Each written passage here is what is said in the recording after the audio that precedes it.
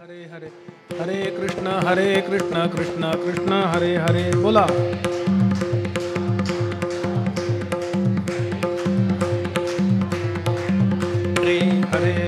हरे राम राम राम हरे हरे हरे कृष्ण कृष्ण कृष्ण हरे हरे हरे राम राम राम हरे हरे हरे कृष्ण कृष्ण कृष्ण हरे हरे हरे राम राम राम हरे हरे हरे कृष्ण कृष्ण कृष्ण हरे हरे हरे राम राम राम हरे हरे हरे कृष्ण कृष्ण कृष्ण हरे हरे. अवधूत चिंतन श्री गुरुदेव दत्त श्री गुरुदेव दत्त श्री गुरुदेव दत्त. घोर कष्टोद्धरण स्तोत्र म्हणूया.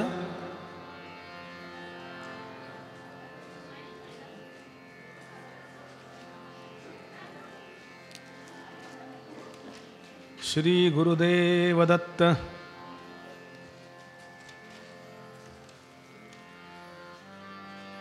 श्रीपाद श्री वल्लभत्वं सदैव श्रीदत्तास्मान् पाहि देवाधिदेव. भावग्राह्य क्लेशहारीन् सुकीर्ते घोरात् कष्टादुद्धरास्मान् नमस्ते. त्वन्नो माता त्वं पिताप्तोऽधिपस्त्वं त्राता योगक्षेमकृत्सद्गुरुस्त्वं. त्वं सर्वस्वं नो प्रभो विष्णुमूर्ते घोरात् कष्टादुद्धरास्मान् नमस्ते. पापं तापं व्याधिमाधिं च दैन्यं भीतिं क्लेशं त्वं हराशु त्वदन्यं. त्रातारन्नो वीक्ष ईशास्त्यजूर्ते घोरात् कष्टादुद्धरास्मान् नमस्ते. नान्यस्त्राता नापि दाता न भर्ता त्वत्तो देवत्वं शरण्योघहर्ता. कुर्वात्रेयानुग्रहं पूर्णराते घोरात् कष्टादुद्धरास्मान् नमस्ते. धर्मे प्रीतिं सन्मतिं देव भक्तिं सत्संगाप्तिं देहि भुक्तिं च मुक्तिं. भावासक्तिं चाखिलानन्दमूर्ते घोरात् कष्टादुद्धरास्मान् नमस्ते. श्लोकपञ्चकमेतद्यो लोकमङ्गलवर्धनं प्रपठे नियतो भक्त्या स श्रीदत्तप्रियो भवेत्. अवधूत चिंतन श्री गुरुदेव दत्त श्री गुरुदेव दत्त श्री गुरुदेव दत्त.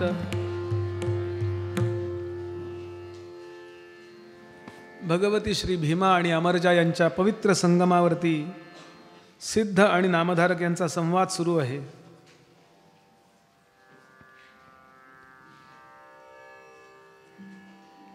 सिद्ध म्हणाले, हे सरस्वती ऐक, श्री गुरूंची अलौकिक लीला ऐक.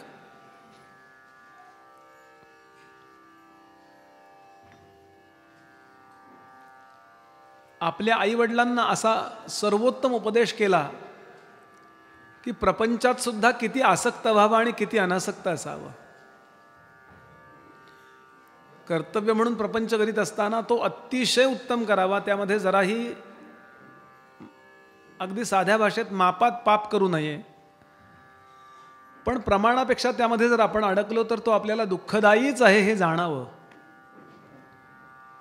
तुम्ही हो म्हणा नाहीतर नको म्हणा, त्याचा वियोग हा ठरलेला आहे. ज्याचा वियोग होणार आहे तो आनंद किती दिवस देणार आहे. म्हणून त्या वियोगाची तयारी करावी, यालाच वैराग्य म्हणतात. त्याचा अत्यंत सदुपयोग करावा, याला विवेक म्हणतात. विवेक आणि वैराग्य या अत्यंत दोन अनमोल अशा पायांवरती ज्याची परमार्थाची इमारत उभी आहे, त्याची इमारत कशी ढासळत नाही, कोसळत नाही. तो प्रपंच केला तरी नेटका करतो आणि परमार्थ केला तरी तो यशस्वी करतो. प्रपंचामध्ये त्याच्या संकट येत नाही तसं नाही, संकट सगळ्यांच्याच प्रपंचात आहेत, पण तो त्यावर मात करून पलीकडे जातो. आपल्या मातापित्यांच्या जवळ श्री गुरु राहतात आणि यानंतर पहिल्यांदा जुळं झालंय. तव नवमास जाहली अंतर्वत्नी, माता जाहली प्रसूती, पुत्र झाले युग्म ख्याती अतिसुंदर परियेसा. पुत्र झाले उल्हास थोर, माता पित्या संतोष फार, आशीर्वचन असे गुरु, असत्य केवी होईल.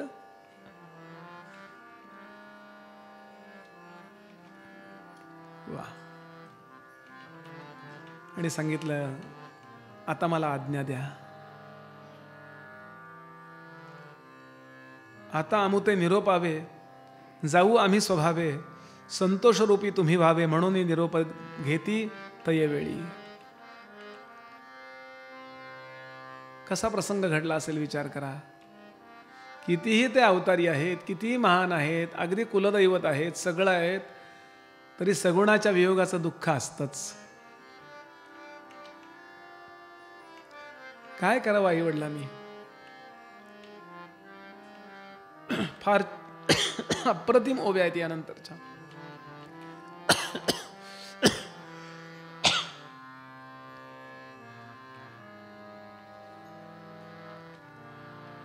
दोघांनी कुलदैवत म्हणून त्याच्या चरणावर मस्तक ठेवलं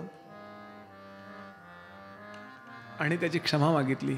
बाळा, वास्तविक तू या जगाचा चालक, मालक आणि पालक आहेस, पण आमच्या पोटी पुत्ररूपानं जन्मल्यानंतर आमच्याकडून या मायामोहाच्या पायी तुझ्या सेवेमध्ये काही कसूर झाला असेल तर आम्हाला क्षमा करशील. माया प्रपंच वेष्टोनी तू ते जरी सुत म्हणून एके समयी निष्ठोर बोलो वचनी, क्षमा करणे स्वामी. रागेजलो असू, कदाचित हात उगारला असेल, लक्षात नाही. लवकर जेव. सेवकांनी आपल्या पायरीने राहावं, आपल्या लायकीने वागावं, पण आम्ही स्वतःला आई बाबा समजत होतो ना. त्यामुळे जर काही चुकलो असू, सहभोजन शयना समयी तुझं गांजो भोके जोनी. जेवायला बसल्यानंतर जरा उशीर केला असेल जेवायला वाढायला, क्षमा करशील. थापटताना जरा जोरात थापटला असेल, भक्ती किती हळूवार करायची असते. ज्ञानोबा म्हणाले, माझी ज्ञानेश्वरी ऐकाल ती हळूवारपणा चित्ता आणून या. अलगद ऐका. कशी? कमळावरती जेव्हा भुंगा बसतो ना, तेव्हा तो इतका अलगद पाऊल ठेवतो. कमलावरी भ्रमर तो पाय ठेवतो कसा? कुचंबेल केशर, पाय ठेवी हळूवार, कुचंबेल केशर म्हणून या. इतका हळू परमार्थ करायचा असतो. धसड धसड नाही होत परमार्थ. अहो, जनाबाईंचा अभंग आहे. मी सीतेचं वर्णन करते, सीतेबद्दल लिहायला बसल्या जनाबाई. सीता किती सुंदर आहेत. अभंग आहे, मी वर्णन करताना काही चुकले तर सीता कोमेजेल इतकी म्हणाले सुंदर आहे ती. हा हा. मग साक्षात्काराची शक्यता निर्माण होते. ते काही बाहेरच्या लोकांकरता, दुसऱ्या कोणाकरता नाहीये, आपल्या साक्षात्काराकरता चित्त कसं हळूवार व्हायला पाहिजे याचा जणू हा आदर्श. काही वेळा तू रडला असशील मला घ्या म्हणून, आणि आम्ही खूप काम आहे मला आता, कडेवर नाही घ्यायला वेळ, असं बोललो नसू, पण कडेवर घ्यायला वेळ लावला असेल तर क्षमा करशील. अश्रुपात चालू आहे. माझे गुरुजी सांगतात, एखादी उदबत्ती दिवसभरामध्ये देवासमोर लावणं आणि मी देवाचा भक्त आहे असं म्हणवणं वेगळं असतं, आणि संपूर्ण जीवनाचा निरपेक्ष होम करावा आणि तरी म्हणावं मला जमलं नाही सेवा करायला. अशांच्याच पोटी यायला त्याला आवडतो. श्री गुरु निघाले, ऐकोनी माता पित्यांचे वचन बोलती श्री गुरु आपण. जे जे समयी तुमचे मन स्मरण करील आम्हासी स्मरण करिता तुम्हा जवळी असे न जननी मी तात्काळी न करावी चिंता वेळोवेळी म्हणून भाक देत असे. शपथ देतो, स्मरण केल्याबरोबर मी तुमच्या समोर उपस्थित असेन, जराही काळजी नको. माझ्या अलौकिकत्वाचा उपयोग मी माझ्या माणसांकरता करणार नाही तर कुणाला करणार. आणि असा आशीर्वाद देऊन श्री गुरु निघाले.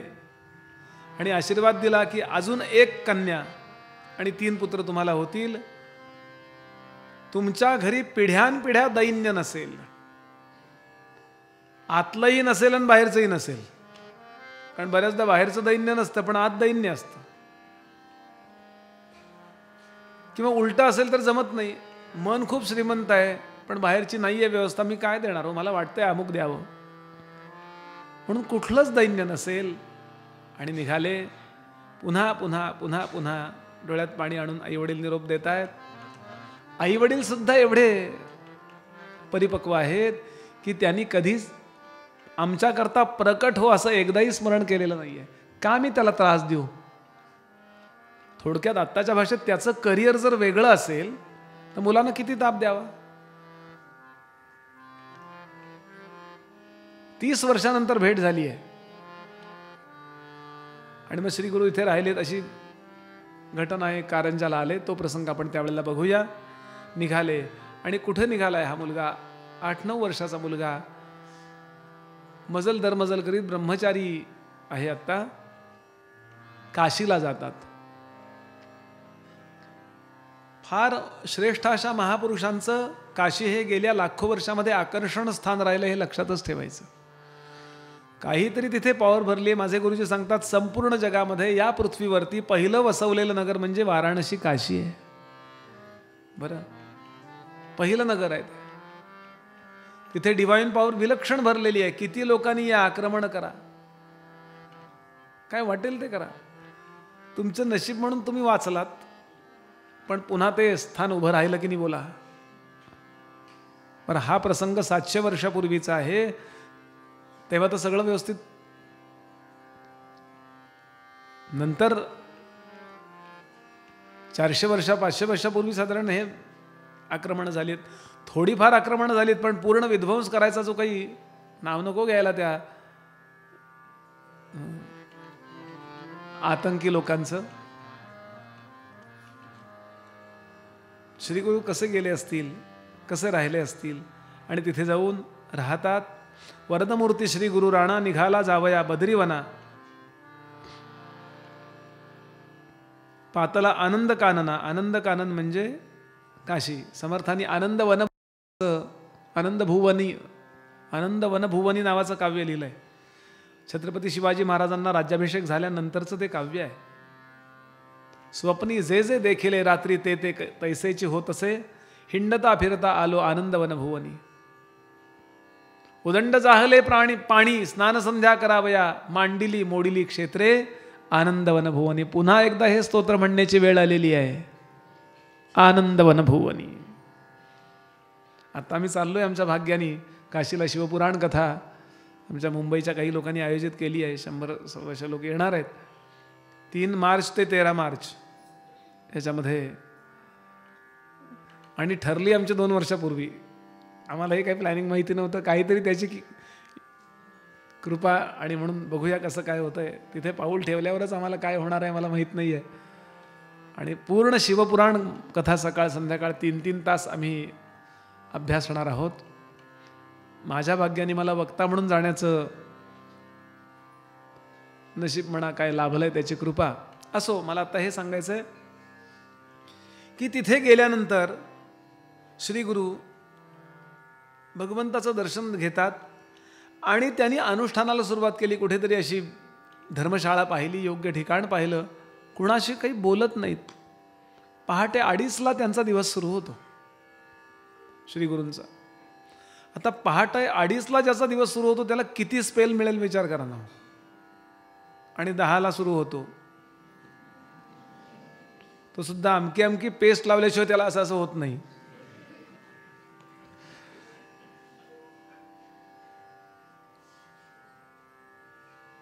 तीन 3:15ला स्नान करून ते येतात. काशी विश्वेश्वराचं दर्शन घेतात आणि प्रभूच आहेत स्वतः, तेच काशी विश्वेश्वर आहेत. आणि समाधीला बसतात.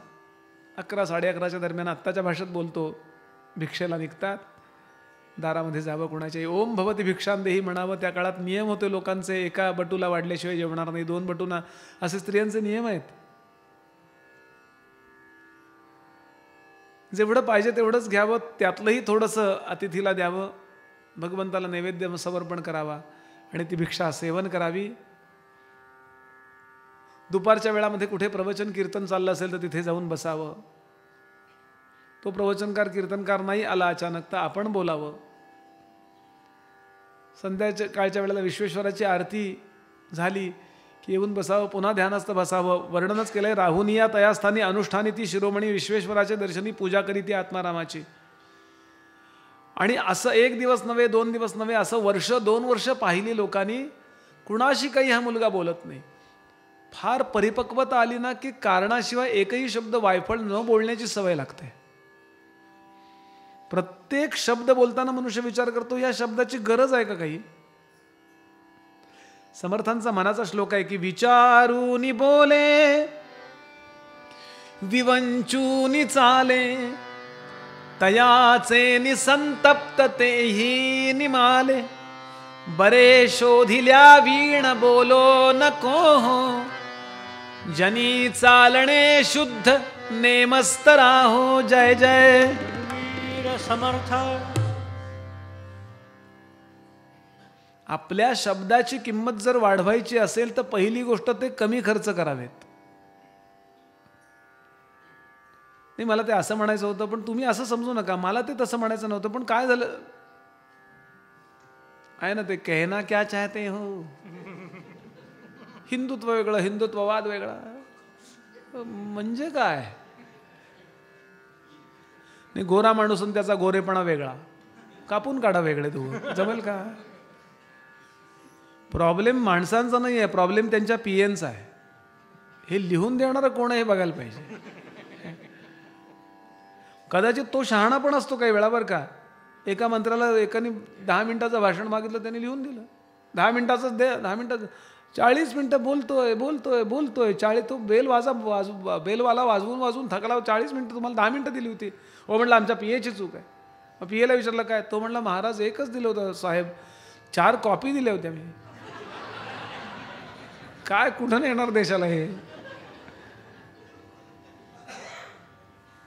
मी कुणाच्या बाजूनं कुणाच्या विरुद्ध बोलत नाही, लक्षात घ्याल. किती आणि याकरता हे लहानपणी शिकावं लागतं हो.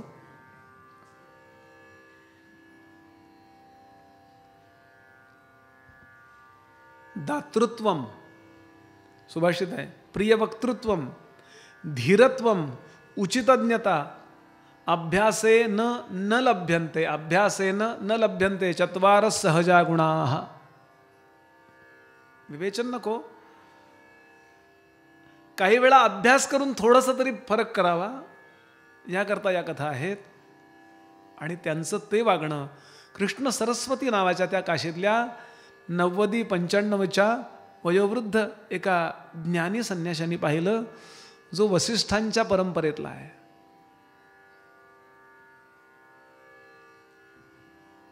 दिव्य परंपरा आपल्याकडे आहे. भगवान आदिनारायण, विष्णू, ब्रह्मदेव, देवर्षी नारद, भगवान वेदव्यास, अशी परंपरा आहे. या वेदव्यासांचे शिष्य शुकदेव, शुकदेवांची परंपरा आहे. वसिष्ठांच्या परंपरा आहेत. अनेक गुरुपरंपरा आहेत. या परंपरेतले शुकदेवांच्या, क्षमा करा मला, शुकदेवांच्या परंपरेतले कृष्ण सरस्वती कुणाचे कोण शिष्य आहेत. आद्य शंकराचार्य आहेत, त्यांचे गोविंदपाद आहेत, त्यांचे गौडपाद आहेत, असं वर्णनच आहे. या गौडपादांनी कुणाकडनं अनुग्रह घेतलाय तर तो शुकदेवांकडनं घेतलाय. असे शिष्य. आणि या शंकराचार्यांच्या नंतर विश्वरूपाचार्य म्हणजे सुरेश्वर पादाचार्य, मंडन मिश्रा,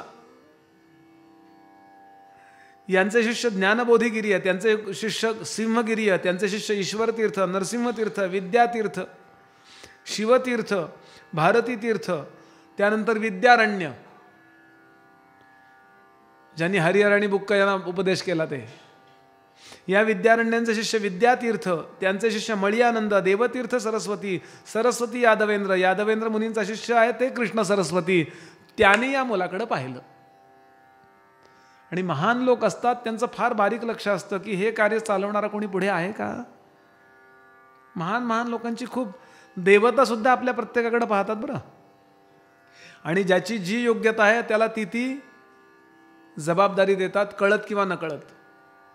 फक्त हे आपल्याला कळावं लागतं, नाही मला श्री गुरूंनी ही महत्त्वाची जबाबदारी दिली, मला हे काम आयुष्यभर करायचं आहे. सगळ्यांना देत नाहीत, बाकीच्यांनी फक्त मतदान करा, ते नीट करा म्हणजे झालं.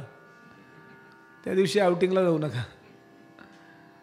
फार जबाबदार पुण्यवान लोकांवर ही जबाबदारी टाकतातच संत किंवा भगवंताच्या त्या व्यवस्था.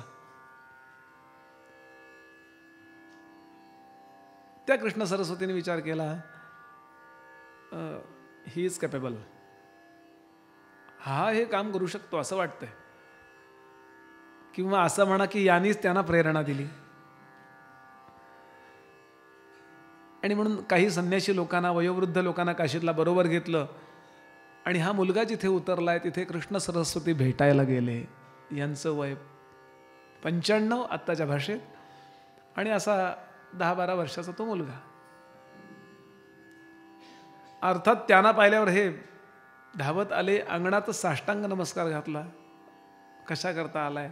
आणि यानंतर खूप मोठा संवाद आहे.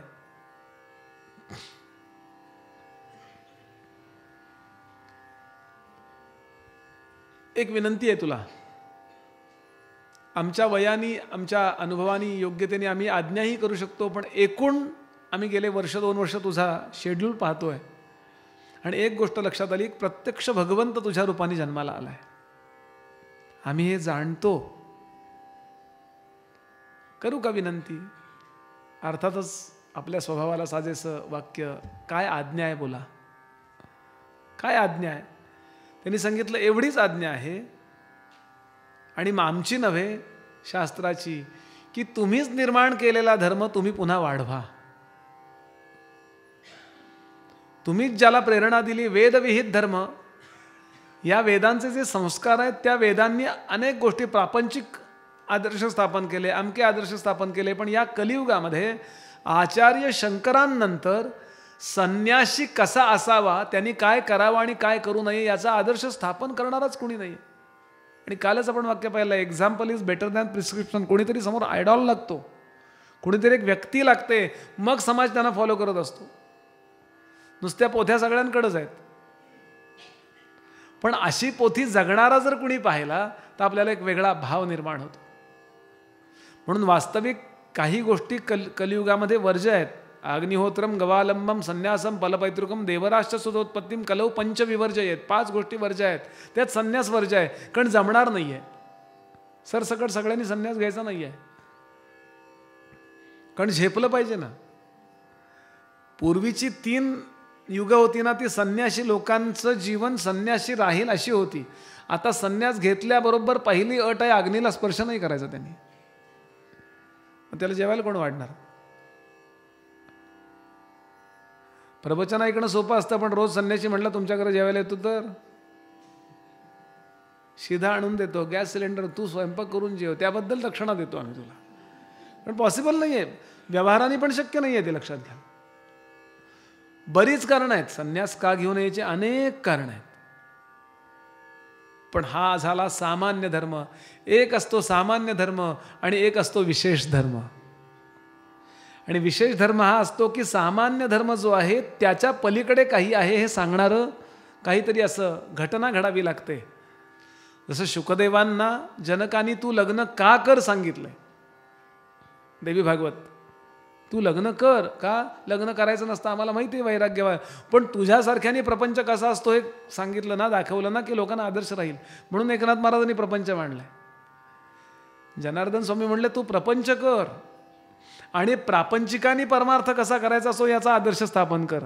तसा इथे बरोबर विरुद्ध श्रीकृष्ण सरस्वती सांगतात की तू संन्यास घेशील का? कारण संन्यासाचा आदर्श स्थापन करणारं कोणी राहिलं नाही आहे. आणि त्यामुळं संन्यास धर्म असा वीक होत चाललाय, अशक्त होत चाललाय. पण तीही परंपरा राहिली पाहिजे. शिरसावंद्य मानली आज्ञा आणि इतकी दिव्य परंपरा आहे. म्हणून दत्तप्रभूंनी सुद्धा या अवतारामध्ये ही शुकदेवांची जी परंपरा आहे त्या कृष्ण सरस्वतींकडून दीक्षा घेतली. अनुग्रह वेगळा असतो, मंत्रानुग्रह वेगळा असतो, दीक्षा वेगळी असते, उपासना पद्धती समजून घेणं, या चारही गोष्टी वेगळ्या आहेत. त्या एकमेकांमध्ये इंटरकनेक्टेड आहेत, पण या चारही गोष्टी वेगळ्या आहेत. अनेकदा लोक मंत्र घेण्यालाच अनुग्रह म्हणतात. त्यांनी मला श्रीराम जय राम जय राम कानात सांगितलं, अनुग्रहच आहे तो, पण तो मंत्र अनुग्रह आहे. अनुग्रहाची सर्वोत्तम व्याख्या काय असेल तर शिष्य जेव्हा विशिष्ट पातळीवरती येतो त्यावेळेला श्री गुरु आपल्या शिष्याला महावाक्याचा उपदेश करतात, आणि ज्या क्षणाला महावाक्याचा उपदेश केला जातो तर शक्यतो त्या क्षणाला त्याला साक्षात्कार होतो. इतकी तयारी झालेली असते. यांना विचारा, तबला अगदी तयार करून आणलाय त्यांनी, वाद्या वगैरे व्यवस्थित चढवून आणलाय, सगळं व्यवस्थित झालंय, त्याशिवाय आणायचंच नाही आहे म्हणून त्याचं नावच आहे कबला तबला, पहिले मतला. शाई घोटून झाली आहे, कातडी अशी ताणून झाली आहे, बरोबर ते कातून झालंय, आत दोरा बसवून झालाय, योग्य ते खोड आहे. कारण प्रॉब्लेम खोडातच असतं म्हणून त्याला खोड म्हणतात, जात नाही. कितीचं खोड आहे ते, 2चं आहे का 3चं आहे, टिपेला वाजेल का? नाही तर पुलं सांगायचे ना, तबला वाजवायला लागला की म्हणले कसला रे तुझा तो सौभद्र, तबलची कसला त्यातला तो, तबला वाजवते का मांडी खाजीवत आहे. साक्षात्काराचा मुद्दा खूप सिरियसली लक्षात घ्याल. आणि मग असं सगळं होत आल्यानंतर ते इथं येतात आणि शेवटी आपण बघा बारकाईनं फाईन ट्युनिंग करतात ना, गोष्ट छोटी असते पण लक्षात घ्याल याच्यातच सगळं मर्म आहे. हे सगळं जुळलं पाहिजे. आणि शेवटी जे वेळेला ते गजऱ्यावरती हलक्या हाताने फाईन ट्युनिंग करतात, काही वेळा जास्त झालं तर असं मध्ये दाबून घेतात बघा, ती पुढी आत दाबतात नाही, थोडी आत जाते. किती फ्रिक्वेन्सीने ती कमी जास्त होत असेल, इतका शिष्य तयार झालेला असतो. आणि श्री गुरुजी त्याला सांगतात तत्त्वमसी, ते तत्व तू आहेस. आणि तुकोबांनी वर्णन केलंय, ज्या क्षणाला शिष्य हे स्वीकारतो आणि इतकी श्रद्धा त्याची झालेली असते की बस उपदेश महावाक्य या चारीतलं हेच आहे. 4 महावाक्यात बरोबर आहे, पण त्यातलं उपदेश छांदोग्य सामवेद तत्त्वम असे हे उपदेश महावाक्य आहे. अहम ब्रह्मास्मी हे घोष महावाक्य आहे. प्रज्ञानन ब्रह्म हे अनुभव महावाक्य आहे. आणि अयमात्मा ब्रह्म हे सार्वजनिक वाक्य आहे, सगळ्यांनी म्हणायचं अयमात्मा ब्रह्म. त्यातलं उपदेशाचं काय महावाक्य आहे, ते तत्व या विश्वाला निर्माण करणारं, विश्वाची जबाबदारी पेलून त्याला सांभाळणारं आणि विश्वाचा विनाश करणारं. आणि तरीसुद्धा विश्वाचा काही याचा संबंध नाही, कारण विश्व निर्माणच झालं नाही आहे. त्याच्या तुलनेनी असं तत्व तू आहेस. त्याबरोबर काय होतं तुकोबा वर्णन करतात, तुका म्हणे कानी आई केली मात, तुका म्हणे कानी आई केली मात, तुका म्हणे कानी आई केली मात, तुका म्हणे कानी आई केली मात.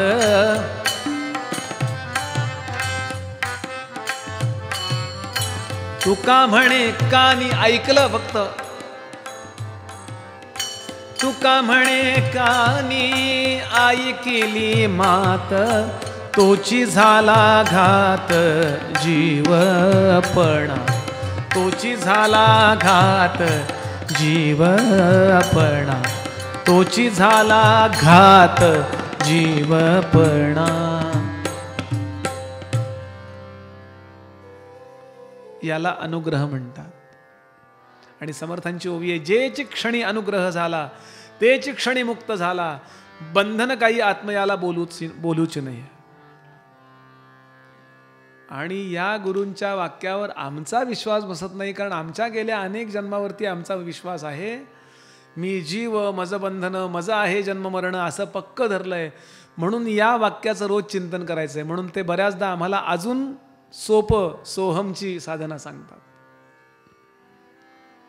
सोहम साधना हे पण महावाक्य आहे, पण ते मला अनुभव. मग सोहमचं मग एक वेळ अशी येते वेळ की सोहम साधन करता करता माझे गुरुजी सांगतात या सोहम साधनेचं रुटीन होऊ देऊ नका. काय ते परमात्मा तत्व या शरीराला चालवणारं तिथपर्यंत जायचंय. ते तू आहेस. सोहम सहा अहम, ते मी आहे. सहा म्हणजे तो आत्मा मी आहे. सोहम. पण नंतर सोही जातो आणि अहमही जातो. वेणाबाईंचा अभंग आहे, अहम ब्रह्म उपदेशिले, अहम गेले ब्रह्म ठेले. याला साक्षात्कार म्हणतात. अर्थात महाराजांना काही गरज नव्हती यातली, कारण त्यांना माहिती होतं. तरी त्यांनी प्रोटोकॉल म्हणून असे तुम्ही जा, कारण सगुरुमे भावी गच्छेत समित पाणी कसं असं. आणि यानंतर स्वामी महाराज प्रदक्षिणाला संन्यास घेतला. आता श्री नृसिंह सरस्वती स्वामी महाराज की.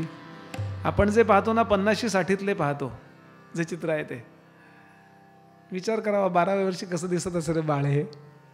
आचार्य शंकर दंडधारी आहेत. दंडी संन्यासाला अजून खूप बंधन आहेत. नुसता संन्यासी वेगळा, दंडी संन्यासी मिळतो. दंड इकडे ठेवायचा नाही, तिकडं नाही, त्याची पूजा करायची, खूप व्याप असतो. माझ्या भाग्यानं मला अशा लोकांबरोबर सेवेला राहायला मिळालंय सज्जनगडाच्या कृपेने. वाढताना त्यांचे मंत्र आहेत. मस्तकावर रोज तुळशी ठेवायची आहे. नुसते आले वाढा तिकडं, त्यांना काय चालत नाही, काय चालतं याचे नियम आहेत. खूप अवघड आहे.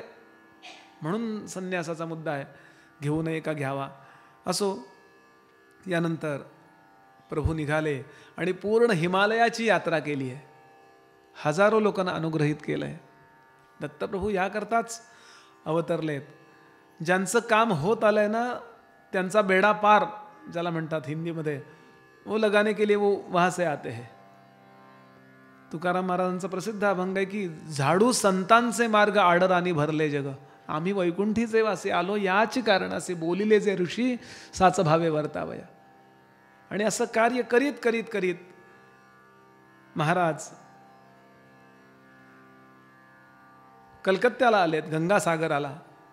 तिथून दक्षिणेकडे वळलेत. खूप मोठी कथा आहे. या कथेनंतर आपल्या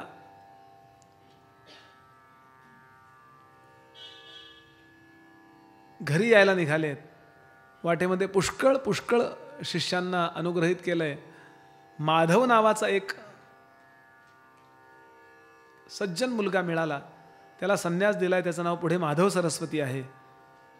आणि यानंतर हा 12वा अध्याय समाप्त होतो. अवधूत चिंतन श्री श्री गुरुदेव श्री गुरुदेव दत्त. नामधारकांना आता इतका रस वाटायला लागला, महाराज पुढं काय झालं सांगा. कारण दत्तप्रभूंबद्दल त्यांना आदर आहेच आहे, श्रीपाद श्रीवल्लभांच्या बरोबर आहेच आहे आदर. पण माझ्या पणजोबांचे गुरुजी आहेत. अटॅचमेंट नावाची गोष्ट असते ना, ती मुद्दाम वापरावी. म्हणजे त्यामुळं लवकर आपल्याला आपण कुठेतरी संदर्भात जावं. म्हणून बहीण वा, त्याचे भाऊ वा, त्याच्याच संदर्भात काहीतरी आपण त्याचे कोणीतरी आहोत असं समजा की त्यानं पटकन बाकीचे सगळं बाजूला पडतं. सांगा बरं. गुरुचरित्रामृत कथामृत सेविता तृष्णा अधिक होत शमन करणारा समर्थ तुझे एक कृपानिधी. गुरुचरित्र कामधेनू सांगितले तुम्ही विस्तारून तृप्त नव्हे माझे म्हणू आणखी अपेक्षा होत असे. त्या ओव्यांमधली ओढ लक्षात घ्या. महाराज पुढं काय झालं. लहान मुलांना असते बघा ही ओढ. आजी पुढं काय झालं का. आपल्याला फक्त सिरियलबद्दल ओढ. पुढं काय झालं ते मध्येच जाहिरात लागते. ते जाहिरातींची कृपा आहे, आम्हाला जेवायला तरी मिळतं त्यामुळं.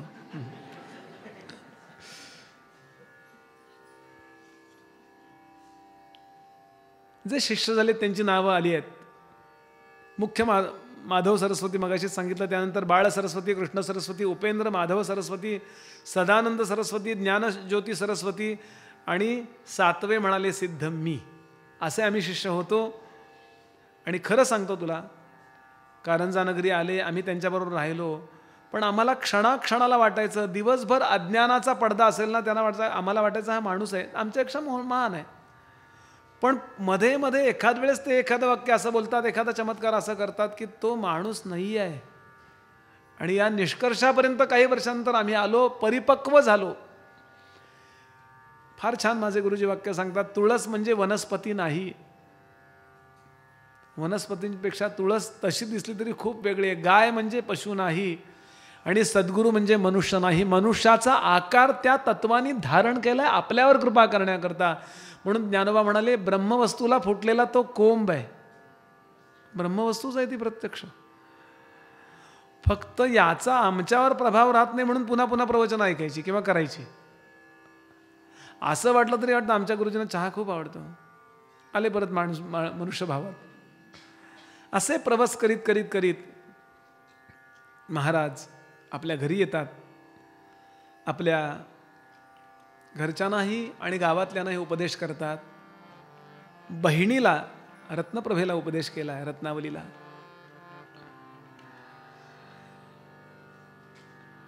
आणि यानंतर महाराज त्र्यंबकेश्वरला आले.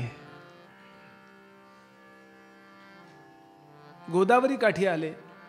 सगळ्या नद्यांचं म्हणून वैशिष्ट्य आहे तसं गोदावरीचं पण वैशिष्ट्य आहे, गौतमी गंगा. आणि यानंतर सिद्धांनी गौतमी गंगा कशी आली त्याची गोष्ट इथे सांगितली. मी सगळी सांगणार नाही आहे, पण लक्षात ठेवायला, भगीरथाची गंगा ही त्रेतायुगातली आहे, पण महाराष्ट्रातली गंगा म्हणजे गोदावरी ही सत्ययुगातली आहे. म्हणजे तिला ही सिनियर आहे असे आपण महाराष्ट्रातले लोक आहोत.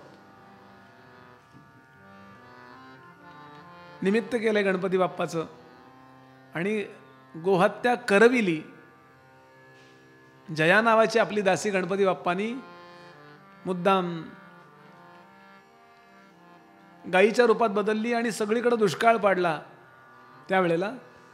आणि वरुणाने सांगितलं, बोलावुनी मग वरुणासी सांगे करी आवर्षणासी सोडून ब्रह्मगिरी शिखरासी. गौतम मुनी तेथे ब्रह्मगिरीवरती गौतम मुनी राहतात तेवढा परिसर सोडून बाकी सगळीकडे आवर्षण पडू देत असं त्यावेळेला सांगितलं. बरं, नाही तर तुम्ही म्हणाल बुवा आत्ता का बोलताय, हे आधीच काय कमी झाले का 2 वर्ष. आणि त्याप्रमाणे आवर्षण पडलं. पण त्या भागामध्ये ज्या विहिरी आहेत, तळी आहेत, बावी आहेत, त्याद्वारे माणसं पिकवतात. म्हणजे असं वर्णन आहे की विहिरीवर स्नानाला जाताना साळी पेरून जातात, तांदळाचे ते पेरून जातात आणि दुपारी आंघोळीहून येताना त्याची कणसं घेऊन येतात. इतका जमिनीत कस आहे असं वर्णन आहे. काय छान लागत असेल ते भात आमटी. आणि मुद्दाम तिथे गेले आणि गौतमांना निमित्त केलं. गौतमांची मैत्री झाली त्यांची, शास्त्री म्हणून गेलेत, गणेश शास्त्री. आणि मुद्दाम गाईला सांगितलं, जा आता तुझी ड्युटी आहे. आणि गौतम स्नान करून संध्येला बसले होते आणि इतक्यात ती गाय समोरच्या वाफ्यामध्ये काही खात नव्हती, तर ती नासधूस करत होती. वर्णन असं आहे की गाय जर काही खात असेल तर तिला मारू नये, हाकलू नये. एकतर असं वाळत घालू नये, सुकत घालू नये की गायीने तोंड लावावं. आणि जर तिने चुकून तोंड लावलं तर तिला खाऊ द्यावं असं शास्त्र आहे. पण ती खात नाहीये, 4 लोकांच्या मुखामध्ये जाणारं अन्न ती नासधूस करते म्हणून यांनी फक्त हैक हैक हैक हैक असं केलं. पण वस्तात गाय हालेच ना. शेवटी यांनी एक दर्भ घेतला, तो मंतरला, फक्त गाय जावी एवढ्या पुरताच मंत्र त्यात टाकला आणि तो दर्भ फेकून मारला. काडी, उदबत्तीची काडी असते अशी काडी फेकून मारली. गाईला निमित्त पाहिजे होतं. काही लोकांना निमित्तच पाहिजे असतं, संपा करता, अमक्या करता, तमक्या करता. गाय मरून पडली. हातभर जीभ बाहेर काढली. हे धावले कमंडलू घेऊन. कमंडलूतलं पाणी ओतायला आणि गाईनं राम म्हणायला एकच गाठ पडली. बुवा सांगायचे आता काय करणार. इतक्यात गणेश शास्त्री आले. यांनी क्षमा मागितली, महाराज गोहत्या झाली तर काय त्याला प्रायश्चित्त आहे. ते म्हणले, ते कोण करील त्याच्यावर प्रायश्चित्त अवलंबून आहे. एकच शासन सगळ्यांना नाही बरं का. गुन्हा एक, शासन एक नाही, कारण प्रत्येकाची योग्यता वेगळी आहे. एक ब्राह्मणाने गुन्हा केला, त्याला बरेच आहेत. एक उदाहरण सांगतो, मनुस्मृतीत वर्णन आहे की अमका अमका गुन्हा, चोरीचा गुन्हा ब्राह्मणाने केला तर त्याला फाशी द्यावं. क्षत्रियानी जर केला तर त्याला त्याच्याकडनं तो जे काय घेतलंय त्यानं ते काय चोरलंय त्याच्या पाचपट वसूल करावं, त्याला 25 फटक्याची शिक्षा द्यावी आणि सोडून द्यावं. वैश्य असेल तर त्याच्याकडनं ते वसूल करून घ्यावं आणि वसूल करून घेऊन त्याच्याकडनं ते परत घेऊन परदेशातनं परत बोलावून त्याला थोडे ते 6 महिने वर्ष काय महिन्यावर किती चोरी केली त्या प्रमाणात तुरुंगात टाकावं. कमी शिक्षा, फटके बिटके काही नाही. आणि शूद्र वर्णाचं असेल तर त्याला समजावून सांगावं, बाबा असं करू नको, त्याच्याकडनं फक्त घ्यावं त्याला सोडून द्यावं. मनुस्मृती कुणी जाळली पाहिजे? मी कुठल्या बाजूनं नाही कुणाच्या विरुद्ध नाही बरं. मनुस्मृतीत काय ते सांगतो मी आपल्याला.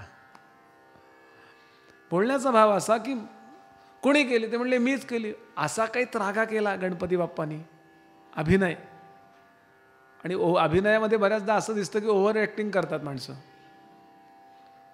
ते नॉर्मल जे पूर्वीचा अभिनय होता तो नाही आता राहिला, ओव्हर ॲक्टिंग. पहाटे 2ला ती बाई दार उघडते सिरियलमधली, तिची लिपस्टिक व्यवस्थित असते. ओव्हर ॲक्टिंग आहे की नाही? ब्राह्मण बनवता आणि गाई मारता, लाज नाही? खूप बोलले. ते म्हणले महाराज उपाय काय सांगा? एकच उपाय आहे, आराधना तू करी त्र्यंबकाची, प्रसन्न होता वरहाची याची. भगवान शंकरांची उपासना करा आणि ते प्रकट झाल्यानंतर त्यांना म्हणाव गोहत्येच्या पापातून मुक्त होण्याकरता इथे त्र्यंबकावरती या शंकरा देवा इथे तुम्ही भगवती गंगा उतरवा. आणि ती भगवती गंगा उतरली. भगवती श्री गंगा माता की. यानंतर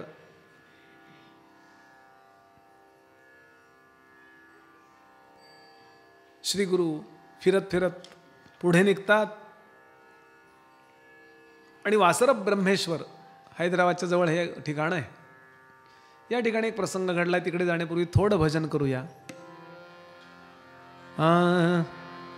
जय जय भवानी माँ अंबा भवानी माँ, जय जय भवानी माँ अंबा भवानी माँ, जय जय भवानी माँ अंबा भवानी माँ, जय जय भवानी माँ अंबा भवानी माँ.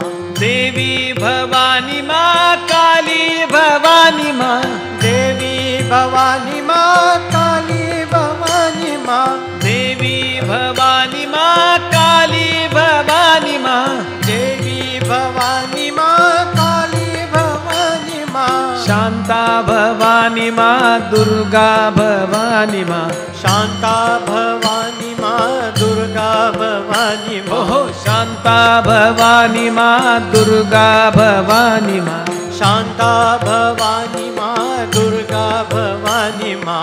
जय जय भवानी माँ अंबा भवानी माँ, जय जय भवानी माँ अंबा भवानी माँ, जय जय भवानी माँ अंबा भवानी माँ, जय जय भवानी माँ अंबा भवानी माँ. देवी भवानी माँ काली भवानी माँ, देवी भवानी माँ काली भवानी माँ, देवी भवानी माँ काली भवानी माँ, देवी भवानी माँ काली भवानी माँ. शांता भवानी माँ दुर्गा भवानी माँ, अंबा भवानी माँ दुर्गा भवानी ओ माँ. शांता भवानी माँ दुर्गा भवानी माँ, अंबा भवानी माँ दुर्गा भवानी माँ. जय जय भवानी माँ अंबा भवानी माँ, जय जय भवानी माँ अंबा भवानी माँ, अंबा भवानी माँ.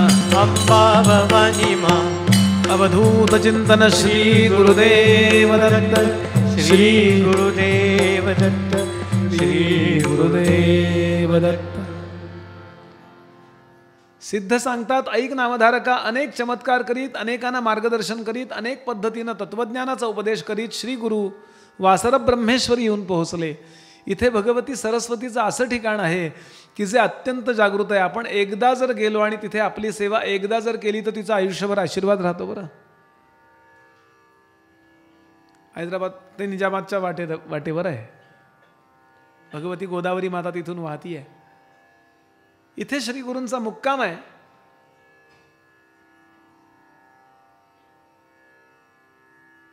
कृष्णा असा मुक्काम आहे.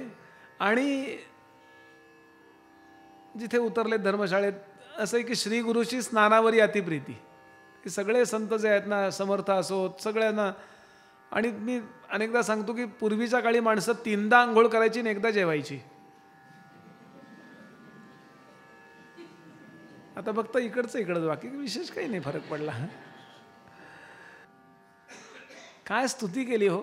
तो श्लोक इथे दिला आहे. महाराज गंगेमध्ये जर आंघोळ केली ना तर पापातून मुक्ती होते. गंगा पापम. चंद्राच्या प्रकाशात जर आंघोळ केली, चंद्रप्रकाशात जर आपण बसलो ना तर आपला ताप जातो बरं का. त्यामध्ये औषधी किरणं असतात, जास्तीत जास्त औषध किरण. विचार करा हो, पृथ्वीत अगदी साधा विचार छोटा सांगतो पुढे जातो. आपण गेले किती वर्ष मीठ खातोय हो. मीठ कुठं तयार होतं हो. किती संपवलं असेल हो मीठ. समुद्र अजून आळणी कसा नाही झाला हो. केला का विचार कधी. बर आपण पाणी पिताना कसलं पितो, गोड. पण एक लाळ सोडली तर सगळीकडनं येणार पाणी खारट आहे की नाही. कुठे आहे या मिठाची योजना. तर लक्षात घ्याल की चंद्राच्या प्रकाशामध्ये समुद्रामध्ये मीठ पाठवलं जातं. वेदांमध्ये मंत्र आहेत हे. आणि म्हणून नाहीतर इतक्या वर्षात आपण मीठ खाऊन खाऊन तो आळणी करून टाकायला पाहिजे की नाही. कारण किती लाखो वर्ष झाली आपण ते मीठ खातोय, किती काढतोय मीठ काढतोय, तरी अजून कधी कणवरही कमी झाला नाहीये. तो चंद्रप्रकाशातून जातो. अशा हजारो ॲब्स्ट्रॅक्ट गोष्टी आहेत ज्या वेदांनी सांगितल्या, अजून विज्ञानाला कळायच्यात त्या. आणि असं कसं जातं. शरद पौर्णिमेला तर किती मीठ येत असेल, कारण त्यावेळेला फुल चंद्र असतो जास्तीत जास्त मॅक्सिमम. चकचकीत गोटा केल्यासारखा असा, म्हणून त्याचं नाव तसं आहे.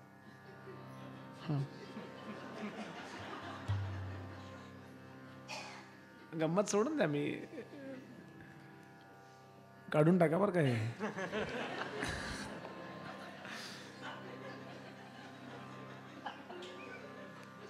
शशी तापम. ताप देत नाही, ताप घालवतो तो. गंगा पापम शशी तापम दैन्यं कल्पतरुस्तथा. कल्पतरूच्या सावलीत जर तुम्ही बसलात ना तर तुमचा सगळंच्या सगळं दुःख जातं, दैन्य जातं. पण संतांच्या सहवासात बसल्यावर हे तिन्ही जातं. असे आपण आहात. गंगा पापम शशी तापम दैन्यं कल्पतरुस्तथा. पापन तापंच दैन्यंच हरती किंवा हंती संत किंवा साधू समागमाः. खूप मोठी स्तुती केली आहे. महाराज असे आहेत, लगेच एकमेकांना जोडून दिलं. याचं पोट दुखतंय आणि याला पुण्य पाहिजे. बरेचदा असं करतात जुगाड. ते म्हणाले तुझी काय इच्छा आहे. महाराज माझा मुक्काम इथं आहे, भरपूर श्रीमंत आहे, मला काही कमी नाही आहे, माझ्याकडे भिक्षा घ्यावी अशी इच्छा आहे. उद्या नाळे उद्या. पण माझं तुला एक काम करायचं आहे. काय. याचं सारखं पोट दुखत असतं. तू म्हटलं मग मी काय करू. तेच सांगतोय तुला, उडदाचे पदार्थ करायचे आणि भरपूर करायचे ते. अपूपान्न माशेसी क्षीरमिश्रित परमान्न. आणि छान अत्यंत पचायला जड असणारी, दूध पचायला अवघड असतं म्हणून डॉक्टर सांगतात दुधाचे पदार्थ खाऊ नका म्हणतात बघा. ताक चालेल थोडंसं, पोट बिघडलं की. दुधाचे पदार्थ करायचे. परमान्न उत्तम असं पक्वान्न. आणि हे, आणि मी उद्या जेवायला येतो आणि माझ्याबरोबर याला उजव्या हाताला जेवायला बसवायचा, माझ्या पंक्तीला. बरं म्हटले मला काय अवघड नाहीच आहे. आणि त्याप्रमाणे यांनी सगळी तयारी केली. आणि दुसऱ्या दिवशी श्री गुरूंचं आगमन झालं. स्वागत केलं यानं. यानंतर स्वागताच्या ओव्या येतात. ज्या ज्या ठिकाणी मन जाय माझे, त्या त्या ठिकाणी निज रूप तुझे, मी ठेवितो मस्तक ज्या ठिकाणी, तेथे तुझे सद्गुरु पाय दोन्ही, अवधूत चिंतन श्री श्री नरसिंह सरस्वती स्वामी महाराज की. सुंदर पाद्यपूजा केली, श्री गुरूंचं स्वागत केलं, पायावर पाणी घातलं. क्षणभर आपण आपल्या कल्पनेने आपल्या श्रीगुरूंचे पाय धुवायचे असतात. ऐकता ऐकता मी बोलता बोलता माझे श्रीगुरू माझ्या दारात उभे आहेत. काय आनंदाचा क्षण. त्यांना आरतीने ओवाळलं, पायावर पाणी घातलं, दूध घातलं, परत पाणी घातलं, पाय पुसून घेतले. आतमध्ये त्यांना आणलं, योग्य असं रत्नखचित आसन ठेवलंय, त्याच्यावरती त्यांना बसवलं, चरणाजवळ बसला. श्रीगुरू आले म्हणून सर्वप्रथम अश्रूंनी पाद्यपूजा केली. हो, दयादुधानी पूजा सोपी आहे. या भावापर्यंत आपण या करता जात नाही की असे श्रीगुरू आलेत, या विचारापर्यंत आम्ही गेलेलो नसतो की स्वामी समर्थ माझ्या दारात उभे आहेत, त्यांचे शिष्य त्यांच्या बरोबर आहेत. रामदास स्वामी कल्याण उद्धवाला घेऊन माझ्याकडे आलेत, टेंबे स्वामी महाराज आलेत, दीक्षित स्वामी त्यांच्या बरोबर आहेत, गोंदवलेकर महाराज आलेत, आनंद सागर, ब्रह्मानंद, रामानंद ही सगळी मंडळी बरोबर आहेत. कल्पना करून बघा, एकटे असताना डोळ्यातनं पाणी व्हायला लागतं.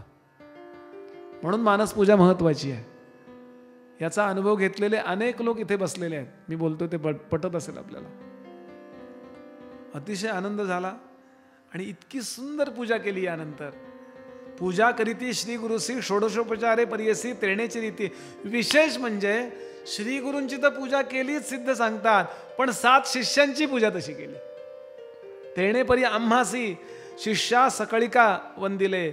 श्री गुरु पूजा विधान विचित्र केले, अतिगहन मंडळ केले, रक्तवर्ण एकेकासे पृथक पृथक सगळ्यांची पानं वाढली. श्री गुरूंचं पहिलं पान वाढलं, बसायला छान मोठाच्या मोठा पाट, त्याच्यावरती चांदीच्या फुल्या, टेकायला पाट, ताटाखाली पाट, चांदीचं ताट 18 इंची, आणि मांडुनी स्वस्तिक सुवर्ण पाट, अडणीवर सोन्याचे ताट, भोवती फळशाखांचा थाट. काय सुंदर वर्णन आहे, किती किती छान केलंय. चित्रासन श्री गुरुसी तेणेची परी सकळासी, मंडळार्चन विधीसी करीती पुष्पगंधाक्षता. गोल गोल ते लाडू आले, पानामध्ये ते गडबडले, तसेच रोठे ते फुगलेले. हो, भातांचे प्रकार, पांढरा भात, पिवळा भात म्हणजे साखर भात, नंतर काळा भात म्हणतात आमच्या कोल्हापूर वगैरे भागामध्ये, म्हणजे मसाले भात. आणि इतकी सुंदर व्यवस्था. हे सगळं सुरू झालं आणि त्याच्याकडे लक्ष, ते त्यांच्याकरता आलेच नाहीत जेवायला, आज त्याच्याकरता आलेत. वाढून झालं का, भात वाढला, वरणाची मूद, भाताची मूद वाढायची असते, वरणाची मूद वाढायची असते. आपण करतो ना ते डोळस वर्ण, आंधळाचे प्रकार, याचे प्रकार 2 आहेत, आंधळण डोळस. वरणाचे प्रकार 2 आहेत, लक्षात ठेवा. श्री गुरु जेवतात त्यानिमित्तानं अन्नाची वर्णनं ऐकात, इथं थोडक्यात केलेली असतात. आंधळा मनुष्य तुम्ही प्रवचन कीर्तनाला नेऊन बसा, एकदा बसवला की तो असा शेवटपर्यंत असाच बसतो, असं टेकून. डोळसाला न्या, तो मध्येच उठतो, सगळं गावभर फिरतो आणि परत येऊन बसतो प्रसादाच्या वेळेला. तसं आंधळं वरण भातावर वाढलं की असं गप्प करून बसतं. आणि डोळस वाढल्याबरोबर ते पहिलं जे 2-4 डाळीचे कण वर राहतात, तीर ते धरतं मिठात, मिठातनं लोणच्यात, लोणच्यातनं चटणीत, तिथनं लिंबात, परत गावभर फिरून परत भातात. सगळे पदार्थ वाढून झाले. तूप वाढलं का, तुपाची मूद, कालच सांगितले, तूप पातळ करून वाढायचं नसतं, ते भातावर पातळ झालं पाहिजे. किंवा खरं म्हणलं तर केळीचं पान आहे ना, तिथे ते तूप पातळ झालं पाहिजे. ते तूप पातळ झाल्यानंतर त्या कडत कडत तुपानी जेव्हा खाली डाग पडतो ना त्या केळीला, केळीच्या पानाला, तेव्हा त्यातलं अमृत भातात जातं. जुन्या लोकांना कळेल हे. श्री गुरूंनी काय केलं, आपल्या झोळीतलं थोडं भस्म दिलं त्या सायन देवाला आणि सांगितलं फक्त थोडंसं भस्म. वैद्य लोकांनी विचार करायला हरकत नाही कुठलं भस्म असेल ते, आणि ते भस्म फक्त त्याच्या भातावर वाढा. थोडक्यात श्री गुरूंनी त्याचं पूर्व प्रारब्ध भस्म केलं. हो, काय ज्याच्यावर कृपा करायची ना त्याला ज्ञानाग्नी सर्व कर्माणी भस्मसात कुरुते तथा. आत्मसाक्षात्कारी महापुरुष आपलं ते कर्म जाळून टाकतो. आणि याप्रमाणे त्यांनी केलं आणि जेवायला सुरुवात झाली.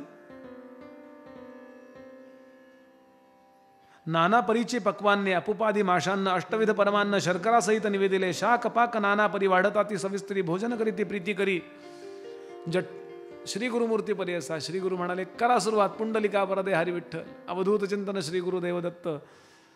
जठर व्यथेच्या ब्राह्मणे भोजन केले परिपूर्ण. व्याधी गेली तत्क्षण श्री गुरुचे कृपा दृष्टीने. अवधूत चिंतन श्री. हा घाबरत घाबरतच जेवत होता.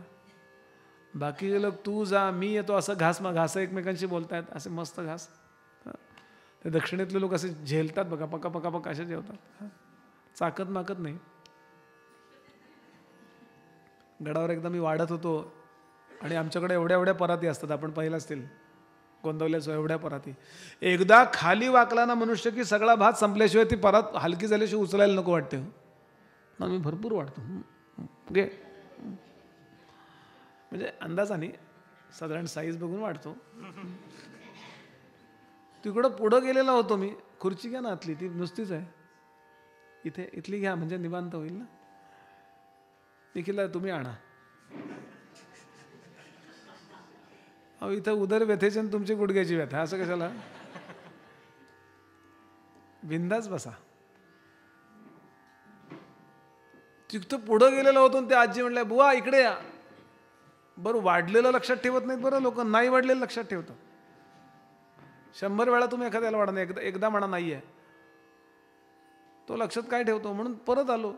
माझं वैयक्तिक नाही गडाचं रिप्युटेशन खराब होऊ नये म्हणून. बुवा एवढा वाढा.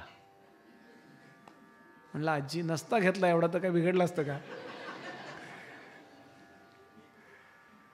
असा घाबरत घाबरत जेवणारा होता तो. पण तुम्हाला सांगतो तो जसा जसा जेवू लागला आणि अन्ननलिकेतून श्री गुरूंचा प्रसाद ते भस्माचा कण. श्री गुरूंची कृपा. हे भस्म म्हणायचं म्हणजे आपण आपलं बोलायचं म्हणून बोलायचं. त्यांना वाटलं की होतं आणि पोटभर जेवला हो. आणि वाट बघतोय आता पोट दुखेल. आता इकडे दुखायला सुरुवात होते. सुरुवात स्टार्टिंग इथून असतं. काही दुखे ना. आणि तुम्हाला सांगतो हात धुतले त्यांनी कसे तरी. श्री गुरूंची भिक्षा पूर्ण झाली. धावला आणि घट्ट चरण पकडले. महाराज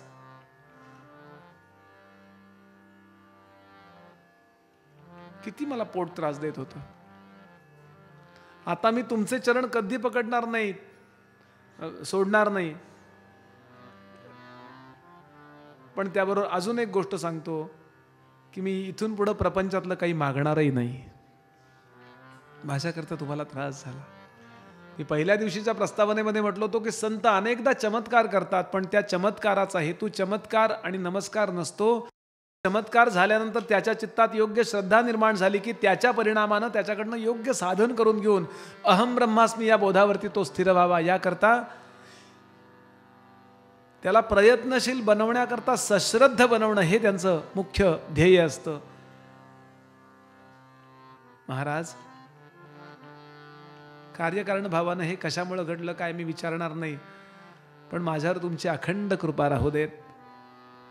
अहो ऐसे परी श्री गुरुनाथ भोजन केले शिष्यासहित आनंद झाला तेथ बहुत विस्मय करीती सकळी जन अभिनव करीती सकळ जन द्विजासी वैरी होते अन्न औषध झाले तेची अन्न व्याधी गेली म्हणता ती सिद्ध म्हणे नामधारकास श्री गुरुकृपा होय जास जन्मांतरीचे जाती दोष व्याधी कैचित त्याचे देही.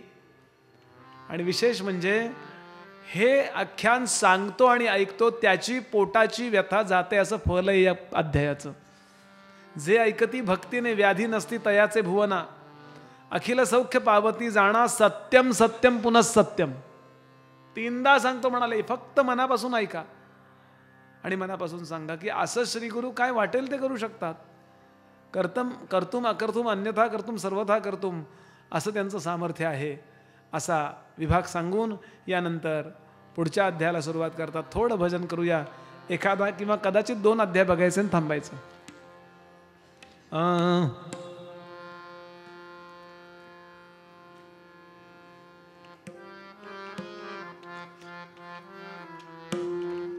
राधे राधे गोविंद गोपाल राधे राधे राधे गोविंद गोपाल राधे राधे राधे गोविंद गोपाल राधे राधे राधे गोविंद गोपाल राधे राधे राधे गोविंद गोपाल राधे राधे राधे गोविंद गोपाल राधे राधे राधे गोविंद गोपाल राधे राधे राधे गोविंद गोपाल राधे राधे राधे बोला राधे राधे राधे राधे गोविंद गोपाल राधे राधे राधे गोविंद गोपाल राधे राधे राधे राधे गोविंद गोपाल राधे राधे राधे राधे गोविंद गोपाल राधे राधे राधे गोविंद गोपाल राधे राधे राधे गोविंद गोपाल राधे राधे राधे गोविंद गोपाल राधे राधे राधे गोविंद गोपाल राधे राधे राधे बोला राधे राधे राधे राधे गोविंद गोपाल राधे राधे राधे गोविंद गोपाल राधे राधे राधे गोविंद गोपाल राधे राधे राधे गोविंद गोपाल राधे गोपाल राधे गोपाल राधे गोपाल राधे गोपाल राधे अवधूत चिंतन श्री गुरुदेव दत्त श्री गुरुदेव दत्त श्री गुरुदेव दत्त 14वा अध्याय. त्यानंतर हा जो सायनदेव साखरे आहे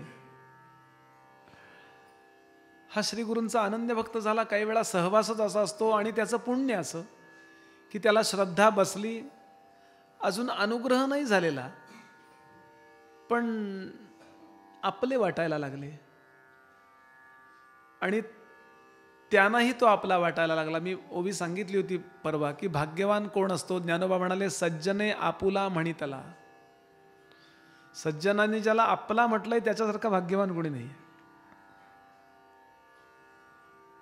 आणि या सगळ्या प्रकरणामध्ये त्यांचा पाद्यपूजा करा, अमक करा, तमक करा, त्यांना जे नैवेद्य करा, या प्रकरणामध्ये त्याला 1-2 दिवस नोकरीवरती रुजू व्हायला उशीर झाला. उशीर चालत नसे त्या काळात. युनियन काही भानगड नाही, ठारच मारायची मंडळी. बर पुन्हा परकीय लोक आहेत ते परदेशातून इथं आले, तिथल्या लोकांवर प्रेम करतील ते.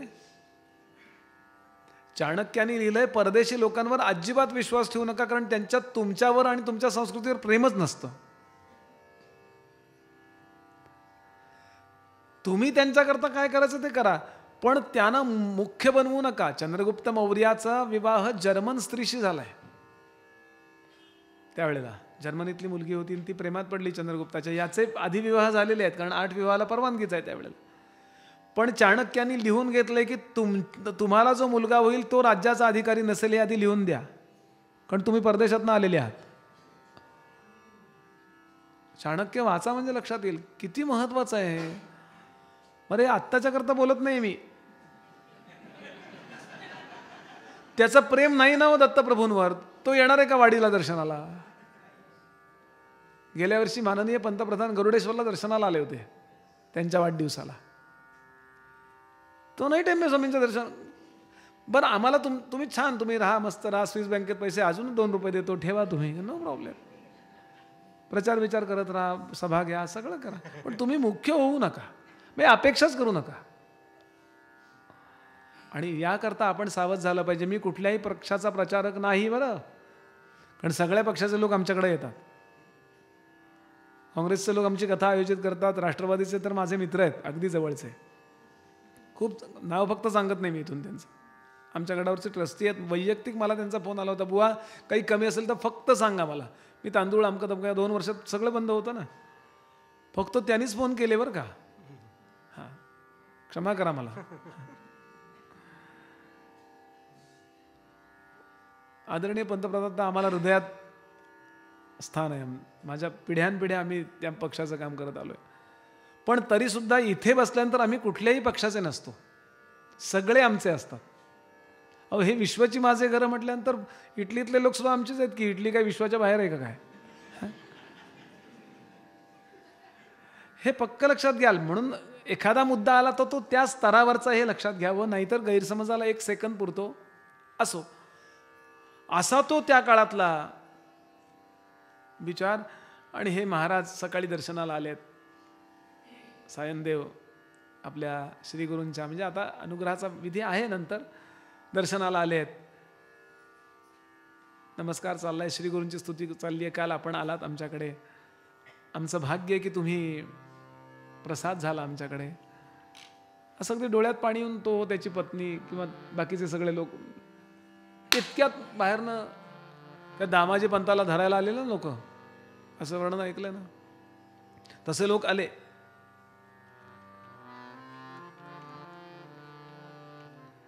ऐसी विनंती करूनी पुनरपी विनवी करुणावचनी सेवा करीतो द्वार यवनी महाशूर क्रूर असे. महाराज असं म्हणेपर्यंत बोलावणाला, ओ सायनदेव साखरे हाजीर हो, चलो, तुम्हाला बोलवलेलं आहे ताबडतोब. आणि जवळच काय हैदराबाद वगैरे तिथे असेल, कारण जाऊन तो परत आला असं वर्णन आहे, किंवा त्याचा मुक्काम तिथे असेल त्या यवनाचा. आणि हे थरथरायला लागले, घाबरले. ते म्हणले, आत्ता तुमचं चांगला मूड होतं, एकदम काय बदलला? आत्ता चांगले होतात तुम्ही, काय झालं काय? ते म्हणाले, अशा महाभयंकर क्रूर यवनाच्या हाताखाली काम करतो, पगार बरा आहे, बाकी सगळं बरं आहे, पण जरा काही चुकलं तर ठारच मारतो. आणि तो खास करून जगामध्ये सच्छुद्ध सात्विक विचारांचा प्रचार करणाऱ्यांचा वैरी आहे. त्यांनी वर्णन केलंय असं, प्रतिसंवत्सरी ब्राह्मणासी घात करीतो जीवेसी, याची कारणे आम्हासे बोलाविले मजाजी. बहुतेक, कारण जो निरोप आलाय त्या निरोप्यानी जो काही आवेश धारण केला होता, त्या आवेशावरनं एवढं कळतंय बहुतेक मला शिक्षा करणार आहे. आणि थरथरायलाच लागला. एकदम त्यांनी जवळ बोलावलं श्रीगुरूंनी, मस्तकावरून हात फिरवला. संतोषोनी श्री गुरुमूर्ती अभयंकर आपुले हाती, विप्र मस्तकी ठेवीती, चिंता न करी म्हणून या, भय सांडून ती वाजावे, क्रूर यवना भेटावे, संतोषोनी प्रिय भावे, पुनरिप पाठविला आम्हापाशी. जा, गेले. नामधारक ऐक, तुझे पूर्वज लगेचच्या लगेच मध्ये कुठेही वेळ न काढता त्या दरबारामध्ये जाऊन उपस्थित झाले. त्याला येताना पाहिल्यावरच संतापला. तो कसा कालांतक यमजैसा, यवन दृष्ट दुष्ट परियसा, ब्राह्मणा ते पाहता कैसा ज्वाला रूपे होत झाला. का नाही आलात काल तुम्ही? बरं, असं काही जाती अशा आहेत ना, त्यांना काही बोला, काही करत नाही तो बिचारे. कोणी उठावून नावं ठेवावे, कोणी उठावून बोलावं, काही करतच नाहीत बिचारे. डायरेक्टली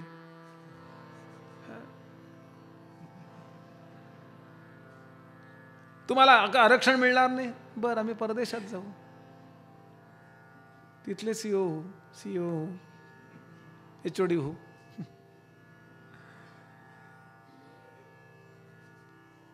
कर्मवाचक बोलतो मी, जातीवाचक बोलत नाहीये.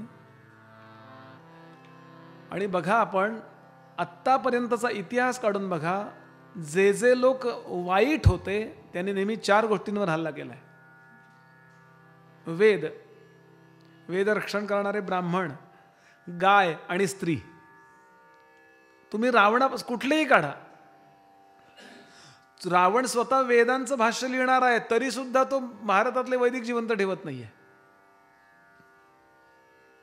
कारण इथे ज्ञान असतं का म्हणे, ज्ञान सगळं माझ्याकडं. दुसरं, वेद रक्षण करणारे ब्राह्मण तर मारतो, त्यानंतर गायी मारणे आणि स्त्रियांना पळवणे, त्यांना ठार करणे, हीच या राक्षस लोकांची गेल्या लाखो वर्षापासनं परंपरा आहे. म्हणून असं करणारा जो आहे तो राक्षस आहे, पक्क लक्षात ठेवायला. ज्याच्याकडे चारित्र्य नाही, स्त्री दाक्षिण्य भाव नाही, वेदांबद्दल आदर नाही, शास्त्र सांगणाऱ्यांबद्दल आदर नाही, गायी मारून बिनधास्त खातात आणि पुन्हा जाहिरात करतात त्याची, तेच दैत्य आहेत, तेच वाईट आहेत. कारण यांनीच हेच 4 जण रक्षण करतात धर्माचं. आणि असा तो आला आणि एकदम संतापला. याला काय करू काय करू. आता सायनदेव आले होते श्री गुरूंचा आशीर्वाद घेऊन, तरी सुद्धा असं आहे माणसाला हेच खरं वाटतं, ते नाही खरं वाटत. ते वर्णन ना गोपालकृष्णांनी तो जो पर्वत उचलून उभे राहिले, धोधो पाऊस पडतोय, लोक बघायला लागले पण कुणी आत जाईना म्हणे. का आत गेल्यावर वर्ण बदकन सगळं पडलं तर. माणसांचं म्हणलं एफडीवर विश्वास आहे, औषधावर विश्वास आहे, डॉक्टर साहेब क्षमा करा, डॉक्टरांवर विश्वास आहे,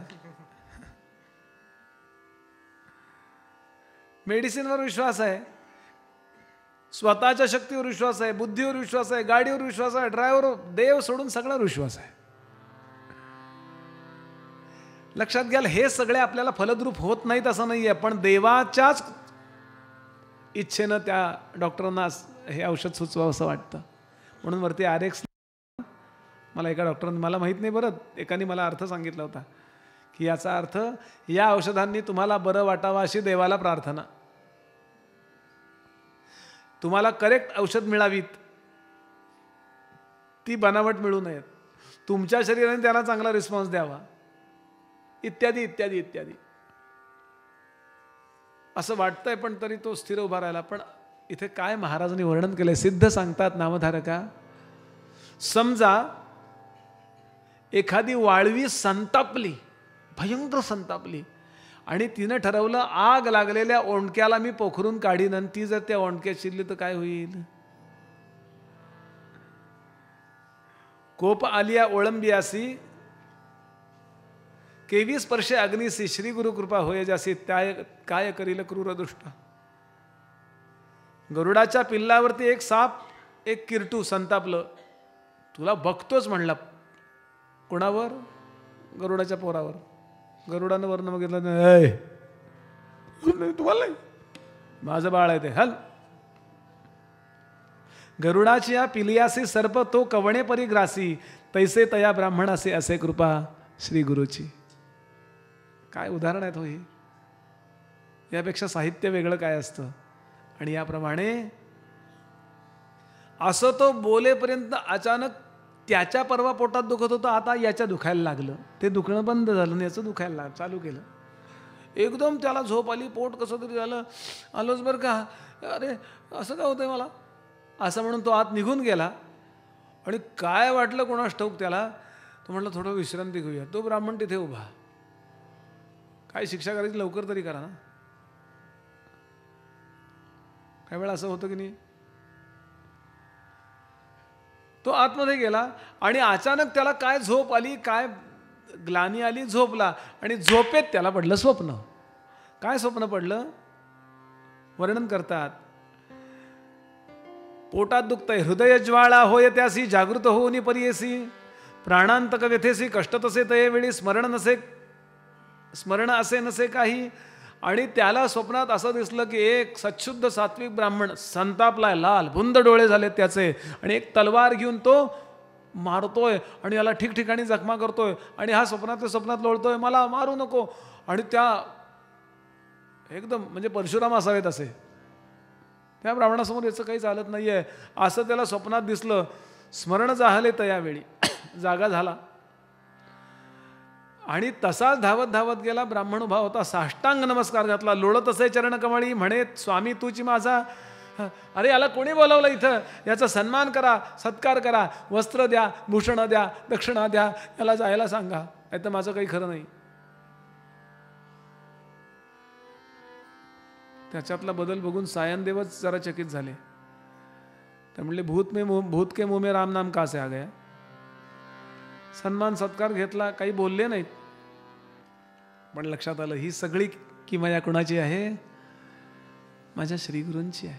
धावले आणि सांगितलं आता मी राजीनामा देऊन टाकतो, मला नकोच ती नोकरी. असे जर तुम्ही असाल तर मी तुमचे चरण सोडून कुठं जाऊ. ते म्हणाले असं करू नको, तुझ्यासारखे थोडे ते लोक सत्तेत पाहिजेत बाबा. सगळेच जण वाईट झाले तर कसं काय व्हायचं.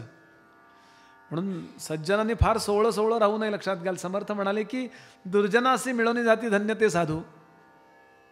अकबराच्या जवळ जी काही रत्न होती ना, त्यामध्ये बिरबल नावाचं एक रत्न होतं. अकबर, जहांगीर, शहाजहान, औरंगजेब ही जी काही उतरंड आहे ना, त्या अकबरानं असं ठरवलं की आपण गोहत्या करूया. बिरबलानं समजावून सांगितलं वेदांप्रमाणे की तुमच्या कुराणात सुद्धा गाय मारू नये लिहिलंय, मग आमच्याकडे लिहून लिहिलंय. तुम्ही उलट जर राज्य चालावं वाटत असेल तर गाय मारणं बंद करा. आणि म्हणून त्यावेळेला कायदा आणला होता बिरबलानी. म्हणजे प्रेरणा बिरबलाची आहे. तो वीरबल नावाचा सच्छुद्ध सात्विक ब्राह्मण आहे, लक्षात घ्या. युक्तिप्रयुक्तीनं त्यानं अकबराला पटवून दिलं. आणि त्या कायद्याचं नाव मी आपल्याला सांगतो. त्या कायद्याचं नाव आहे छप्पय, म्हणजे गोवधबंदी. गाय मारायची नाही. म्हणून प्रत्येक वेळेला दुर्जनांनी राज्य स्थापन केल्यावर सज्जनांनी त्यांना सोडून जावं असं नाही. काही वेळा त्यांच्यावर राहून त्यांचा बॅलन्स साधून सामान्य लोकांचा होणारा जो छळ आहे तो थांबवावा, हे पण कर्तव्य आहे. कारण त्या वेळेला ते करावं लागतं. एका मिनिटात काही उलथवून टाकता येणार नाही पश्चिम बंगाल कुठलंही सरकार असं. हां, काही वेळा असंही करावं लागेल ना. म्हणून तू तिथेच राहा सांगितलं बाळा. कारण तो म्हणतोय की मी तुमच्यावर आता आयुष्यभर राहणार, मला काही नको. असं जर इतकी जर तुम्ही काळजी घेणार असाल तर मी कशाला काळजी करू. ऐसे असता या पोटाची का करू चिंता जाण, तू माझा यजमान. ते म्हणले अगदी बरोबर आहे, पण सध्या तिथेच राहा, त्याच पोस्टवर राहा, काही वर्ष सेवा कर. मी तुला योग्य वेळेला सांगेन कधी रिटायर व्हायचं. आणि तुझ्या गावाच्या नजदीक जवळ येऊन आम्ही राहू. कुठे येणार आहेत महाराज? गाणगापूरला येणार आहेत. कडगंजीपासून जवळच आहे. हा सगळा भाग मी गेल्या वर्षी भरपूर पायी फिरलो. म्हटलं ते गाडी बिडी नको, पायी फिरूया का, त्याशिवाय इथे साईट क्लिअर होत नाही. पुण्यातले रस्ते कळत नाहीत की नाही स्वतः सायकल चालवत किंवा चालवत गेल्याशिवाय. तसं आहे. आणि जिथे महाराजांचे पावलं लागली तिथे आपल्याला फिरायला मिळावं यासारखं काय भाग्य आहे. मला आपल्यासमोर हे सांगायचं आहे की आम्ही तुमचे गावा समीपत वास करू हे निश्चित. कलत्र पुत्र इष्ट भ्रात मिळवून भेटा तुम्ही आम्हा. न करा चिंता असाल सुखे, सकळ अरिष्टे गेली दुःखे. म्हणून हस्त ठेवी ती मस्तके, भाक देती तयवेळी. त्याला अनुग्रह दिला, त्याला अनुग्रहित केला. आणि यानंतर श्री गुरु पुढे निघाले. अनेक सुंदर सुंदर कथा आहेत. किंचित भजन करूया. अजून 10 मिनिटाची कथा बघायची आहे आणि थांबायचे. कुठे कुठे गेलेत महाराज. गुरु महाराज गुरु जय जय परब्रह्म सद्गुरु. हो,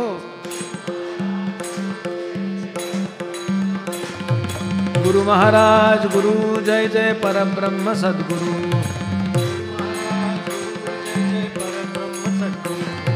गुरु महाराज गुरु जय जय परब्रह्म सद्गुरु.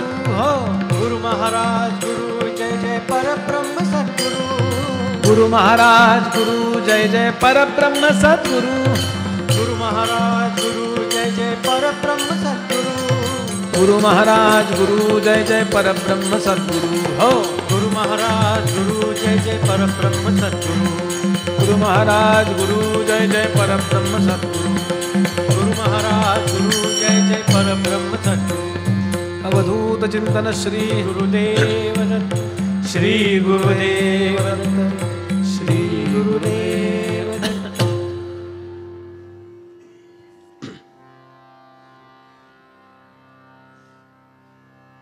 यानंतरचा 15वा अध्याय फक्त तीर्थयात्रेचं वर्णन करणार आहे.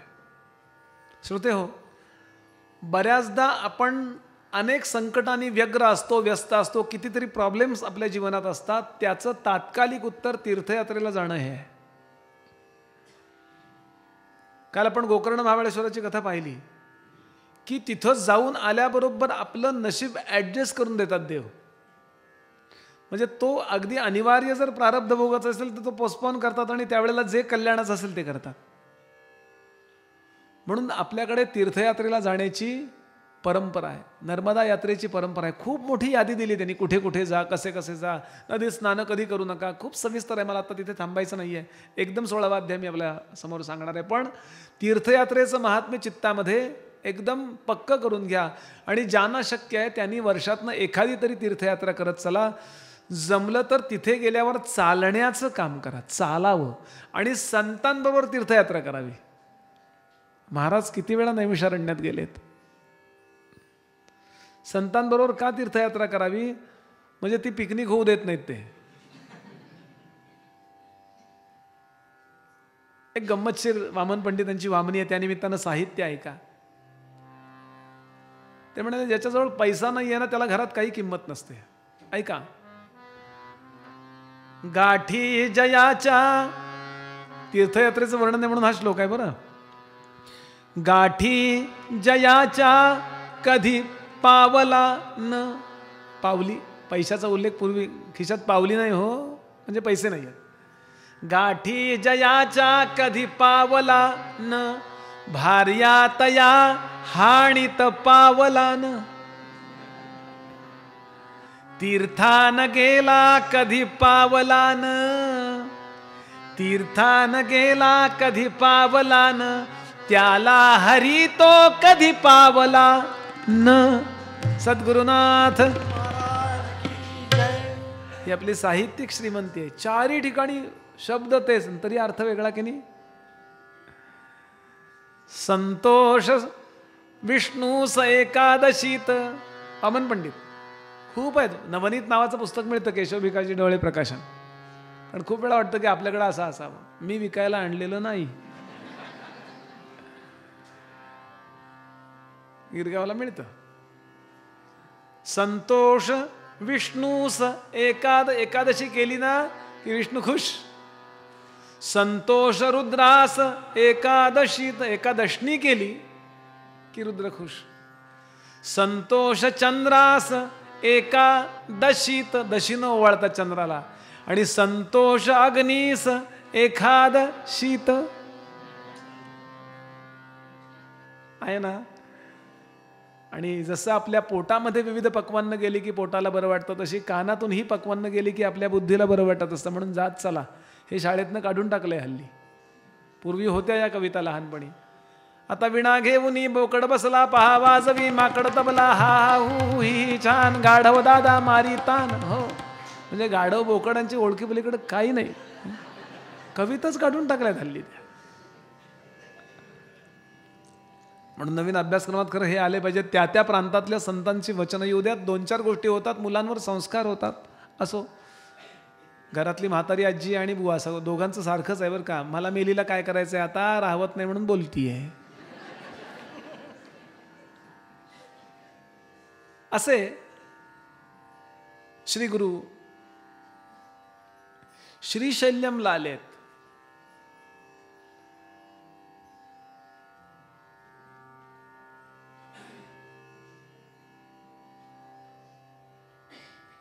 आणि त्या ठिकाणी असताना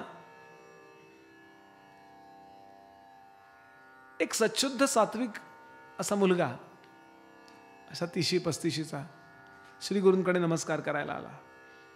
प्रसंग असा झाला होता की तो घरातनं बाहेर पडला होता, तो काहीतरी अध्यात्मात प्रगती करायला बाहेर पडला होता, पण त्याच्या गुरुजींचा स्वभाव विचित्र होता असं त्याचं म्हणणं होतं.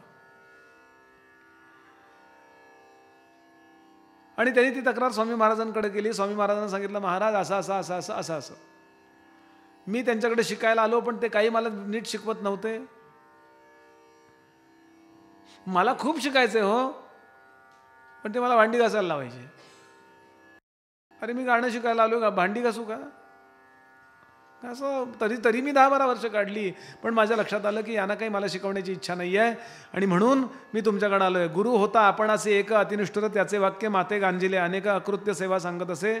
येणे परी बहुत दिवशी होतो तया गुरुपाशी, बोले माते निष्ठुरेशी कोपोनी आलो. त्याच्यावर रागावलं निघून आलो. श्री गुरु म्हणाले, वाह, मला शिष्य पाहिजेतच, आणि असे लोकांकडून वैतागून आलेलेच पाहिजेत. असं म्हणले का ते? खरा गुरु कधी आपल्या जवळची गर्दी वाढवत नसतो, त्यांना तो दर्दी बनवत असतो. आणि यानंतर श्री गुरूंनी एक सुंदर उपदेश केलाय. खूप मोठी कथा येते. धौम्य मुनींनी आपल्या 3 शिष्यांची घेतलेली जी परीक्षा आहे ती कथा येते. थोडी कथा नीट ऐका आता. ही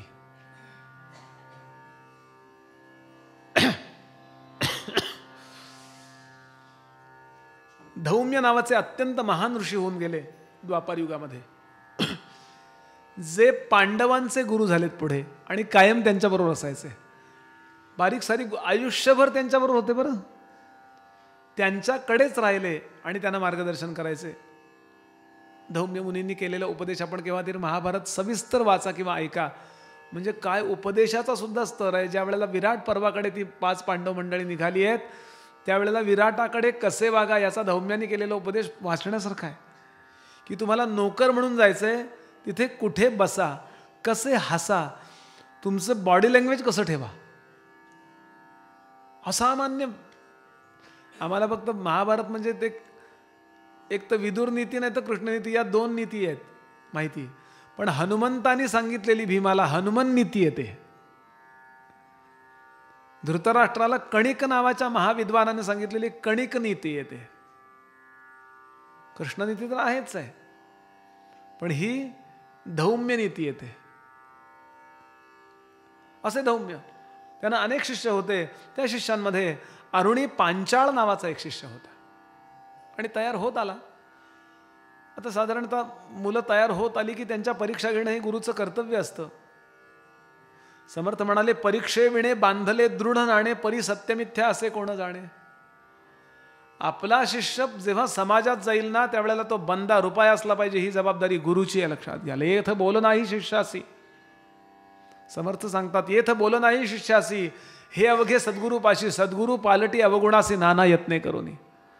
सद्गुरूचे नि असे शिष्य पालटे, पण सत्शिष्य असद्गुरू न पालटे, का जे थोरपण तुटे म्हणून या. दासबोध. आणि एक दिवशीचा प्रसंग आहे. ऐक बाळा, नरसिंह सरस्वती त्या बाळाला सांगताय, छान बरं, बस एक गोष्ट सांगतो ऐक. असंच एक शिष्य होता रे, गंमत होती, ऐक. त्या अरुणी पांचाळ नावाच्या शिष्याला सांगितलं की बाबा रे, आपण जे वरती शेतीवरती वरच्या बाजूला माळावरती जे पीक लावलंय त्याला पाणी सोडायला पाहिजे. पाऊस झालाय, आणायचंय, वरनं पाणी वाहतंय, धोधो पाणी वाहतंय, ते सरळ त्या ओढ्यातनं वाहून जात आहे. असे दगड लावून आपल्या शेतात घेता येईल का तुला? तो म्हणला निश्चित. कारण पूर्वीच्या काळी कुणाकडे काही मागायचं नाही, स्वतः शेती करायची आणि शिष्यांना शिकवायचं, शिष्यांना तेही शिकवायचं आणि त्याद्वारे जेवायचं पद्धत. तो तिथे गेला आणि वरून धो धो पाणी वाहत होतं. सगळं गुरूंना इकडून दिसतंय. त्यांनी कॅमेरेच बसवले होते. ते कसले? Close circuit TV. हां, ते सगळे कॅमेरे बसले होते. हां, अंतर्ज्ञान त्यांच्याकडे आहे.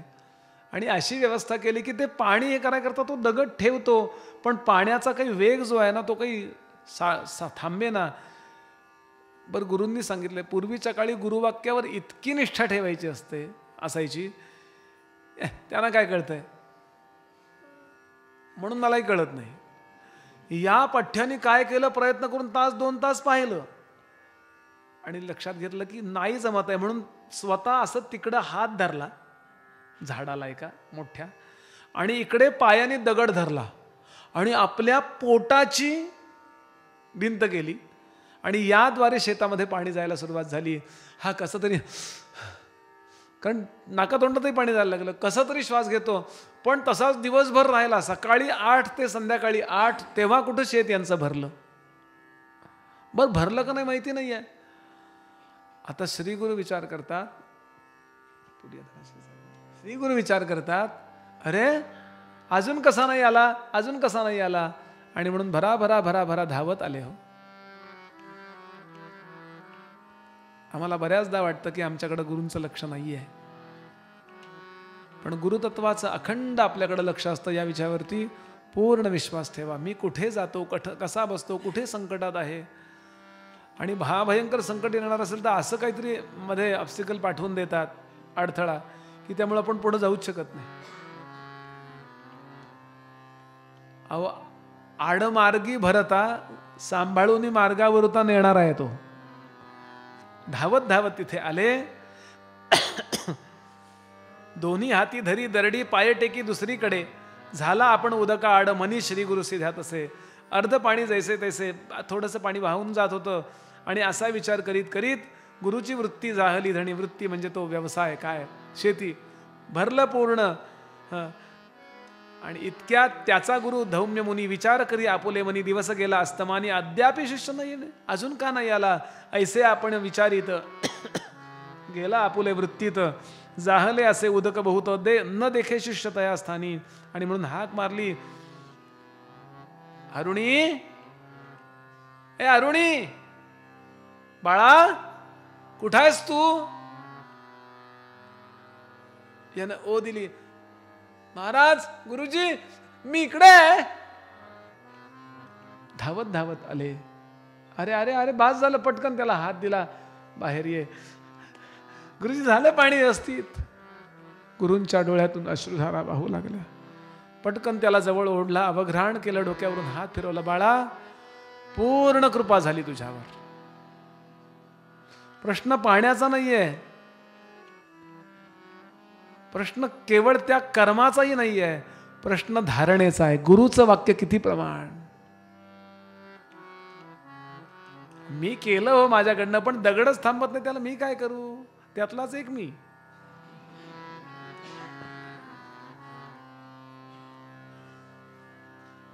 जा, परिपूर्ण झालास तू, गो.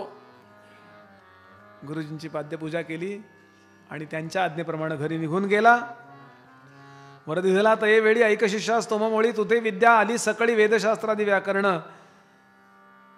आता ते पीक वरती वरती वरती यायला लागलंय, छान तयार झालंय.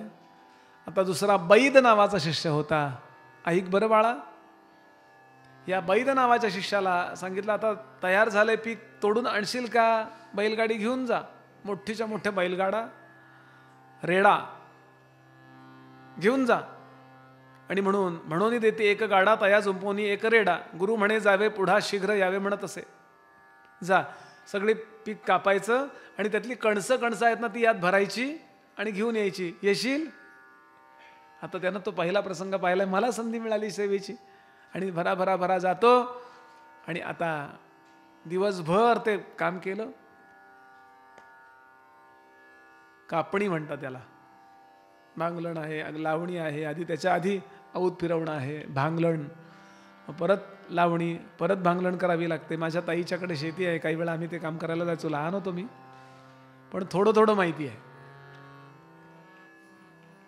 कापणीला आलंय पीक, भराभरा ती सगळी हे भरली आणि गाड्याला तो रेडा जुंपला आणि यायला निघाला. रस्ते खडबडीत आहेत. बरं, जाताना गाडा मोकळा होता, त्यामुळे त्या रेड्यानी सहज जाऊन तिथे तो गाडा उभा केला. पण परत येताना जमेना, पाऊस झालाय आणि तिथे चिखलामध्ये तो गाडा रुततो. सत्राणे तयासरसी चालत आला मार्गासे रुतला रेडा चिखलेसे आपुले गळा. आणि मग त्यांनी केलं काय, जमेना म्हणून आपण स्वतःला गुंफून घेतलं. एका बाजूला रेडा आणि एका बाजूला हा शिष्य, आणि दोघंही ओढतायत. पण इतकं ओझं झालंय, तो रेडा चिखलात अडकला आणि आता याच्या गळ्याला त्या दोरीचा फास बसला.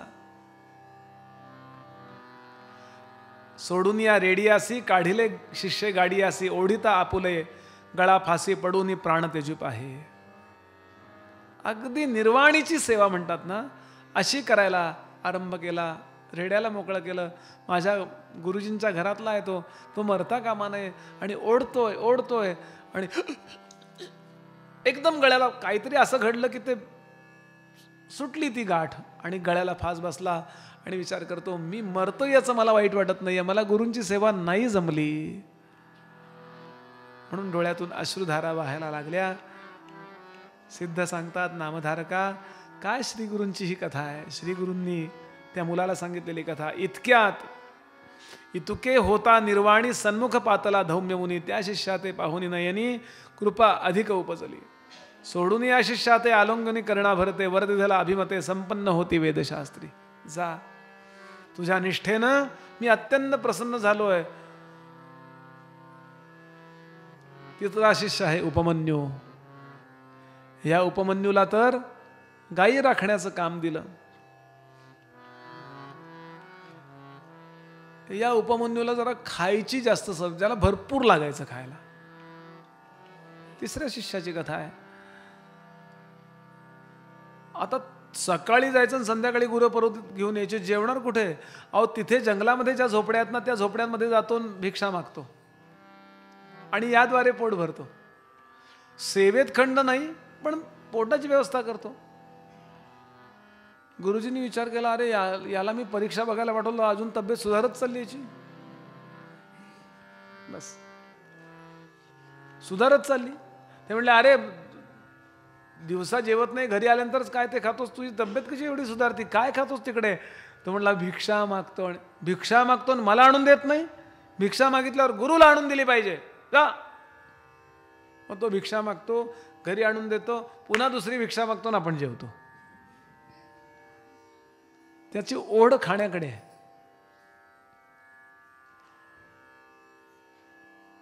ते म्हणले अरे किती मी तुला डायटिंगचं काय करतोस? त्यानं खरं सांगितलं, दोन्ही मला आणून देत जा, तिसऱ्यांदा मागू नकोस. बर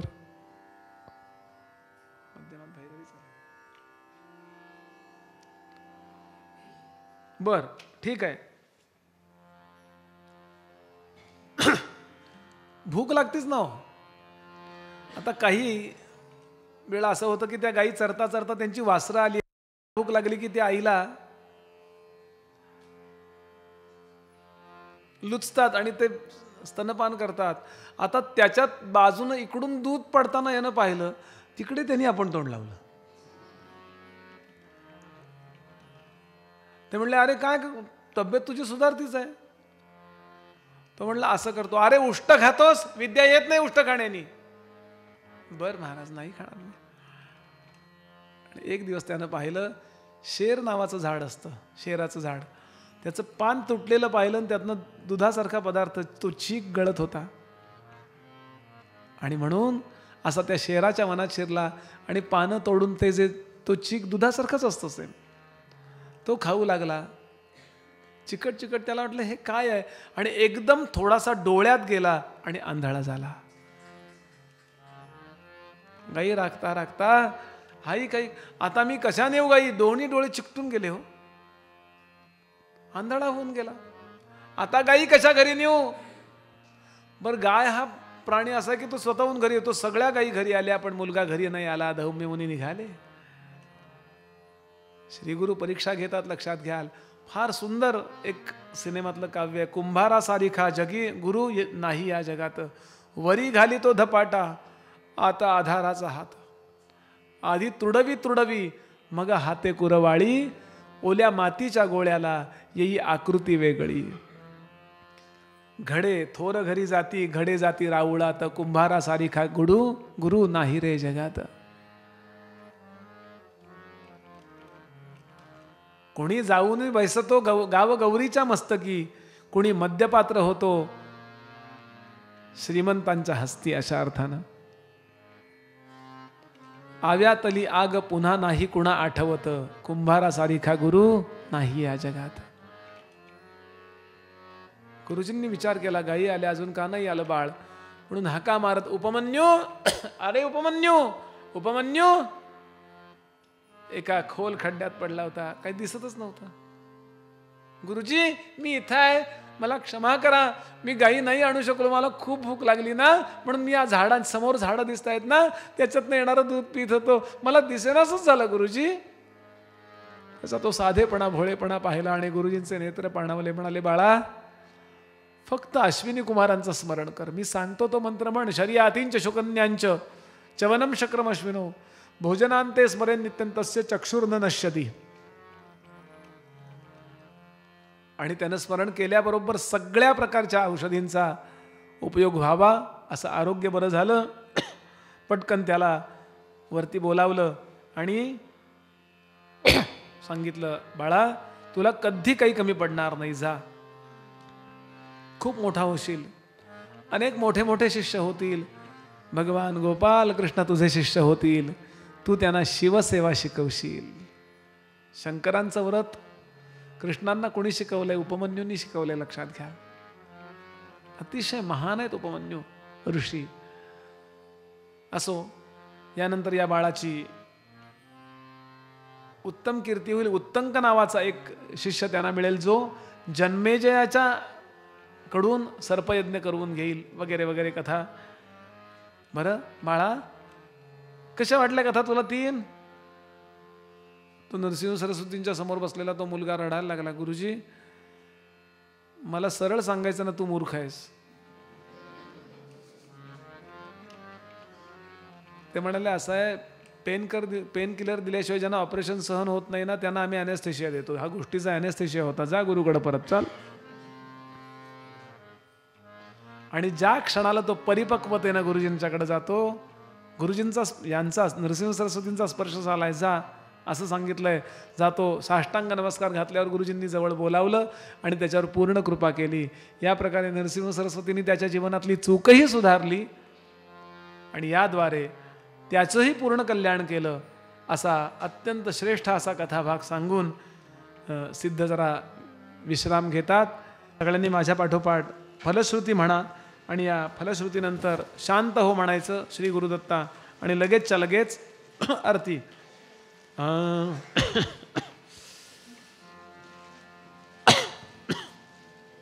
तिथं लावली ती. अखंडमंडलाकारं अखंडमंडलाकारं व्याप्तं येन चराचरं व्याप्तं येन चराचरं तत्पदं दर्शितं येन तत्पदं दर्शितं येन तस्मै श्री गुरवे नमः. तस्मै श्री गुरवे नमः. सर्वाबाधा प्रशमनं सर्वबाधा प्रशमनं धर्मार्थ काम मोक्षदं धर्मार्थ काम मोक्षदं यं यं चिन्तयते कामं यं यं चिन्तयते पामं तन्तं प्राप्नोति निश्चितं. तन्तं प्राप्नोति निश्चितं. या पुढचा श्लोक सगळ्यांनी म्हणायचा. व्हावी पूर्ण कृपा गुरु मजवरी प्रार्थित भावे तुला वारी सर्व अरिष्ट नेवु निलया संमोह जो अज्ञानांध जनासी मुक्त करुणी शांती पदी बैसवी विनती हीच असे न मागत तुझे भक्ती तुझी ही हवी. शांत हो श्री गुरु दत्ता मम चित्ता शमवी आता. शांत हो श्री गुरु दत्ता मम चित्ता तू केवळ माता जनिता सर्वथा तू हित करता. तू आप्त स्वजन भ्राता सर्वथा तुझी त्राता. भय करता तू भय हरता दंडधरता तू परिपाता. तुझ वाचुनी न तुझी वार्ता तू आर्ता आश्रय दत्ता मम चित्ता शमवी आता. शांत हो श्री गुरुदत्ता मम चित्ता शमवी आता. अपराधास्तव गुरुनाथा जरी दंडा धरिसी यथार्था तरी आम्ही गावुनी गाथा तव चरणी नमवू माथा. तू तथापि दंडिसी देवा कोणाचा मग करू धावा. सोडविता दुसरा तेव्हा कोण दत्ता आम्हा त्राता. मम चित्ता शमवी आता. शांत हो श्री गुरु दत्ता मम चित्ता शमवी आता. तू नटसा होऊनी पापी दंडिताही आम्ही पापी. पुनरपिही सुकत तथापि आम्हावरी न च संतापि. गच्छत स्खलनं क्वापि असे मानुनी न च हो कोपी. निज कृपालेशा ओपी आम्हावरी तू भगवंता मम चित्ता शमवी आता. शांत हो श्री गुरु दत्ता मम चित्ता शमवी आता. तव पदरी असता ताता आडमार्गी पाऊल पडता. सांभाळूनी मार्गा वरुता आणि तान तुझा त्राता निज बिरुदा आणि चित्ता तू पतित पावन दत्ता वळे आता आम्हा वरुता करुणा घन तू गुरुनाथा मम चित्ता शांत हो श्री गुरु दत्ता मम चित्ता शमवीयाता सहकुटुंब सहपरिवार हे घरदार तव पदी अर्पू असार संसार अहित आभा परिहरिसी सिंधो तू दीनानाथ सुबंधो आम्हा अघलेशन बाधो वासुदेव प्रार्थित दत्ता मम चित्ता शमवी आता शांत हो श्री गुरु दत्ता मम चित्ता शमवी आता करितो प्रेमे तुझ निरांजन स्थिरावूनि मन करितो प्रेमेस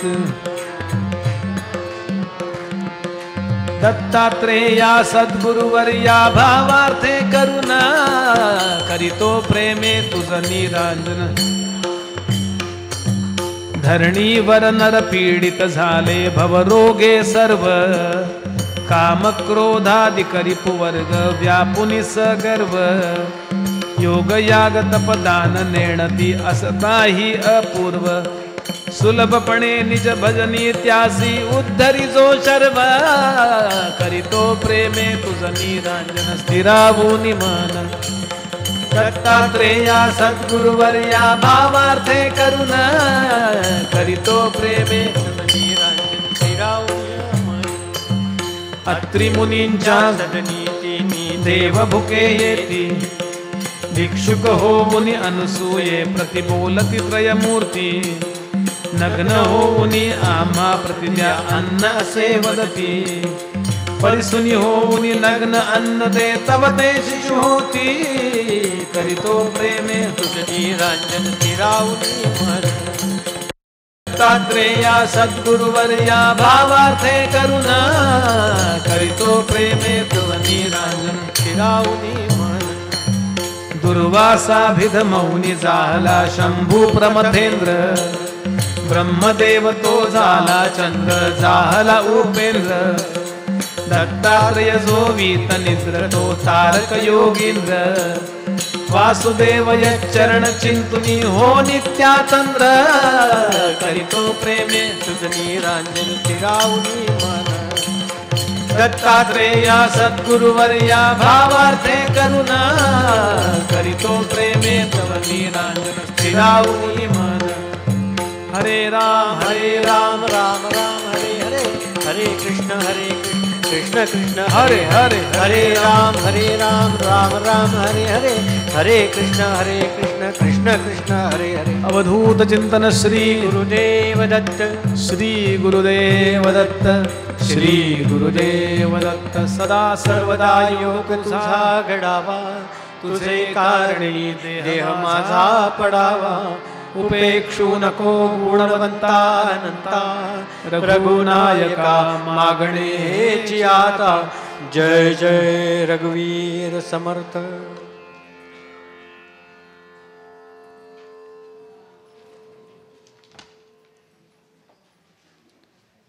बाबा आलेत का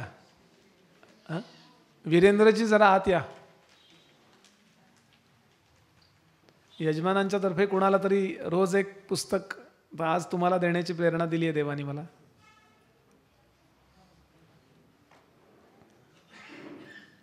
सगळ्यांना काही ना काही देणार आहेत एक दिवस रुद्राक्ष म्हणा मनाचा श्लोक म्हणा असं काहीतरी प्रत्येकाला महाराजांचा प्रसाद मिळणारच आहे नमस्कार उद्याच्याला 4:30 सुरुवात करूया जय जय गुरु समर्थ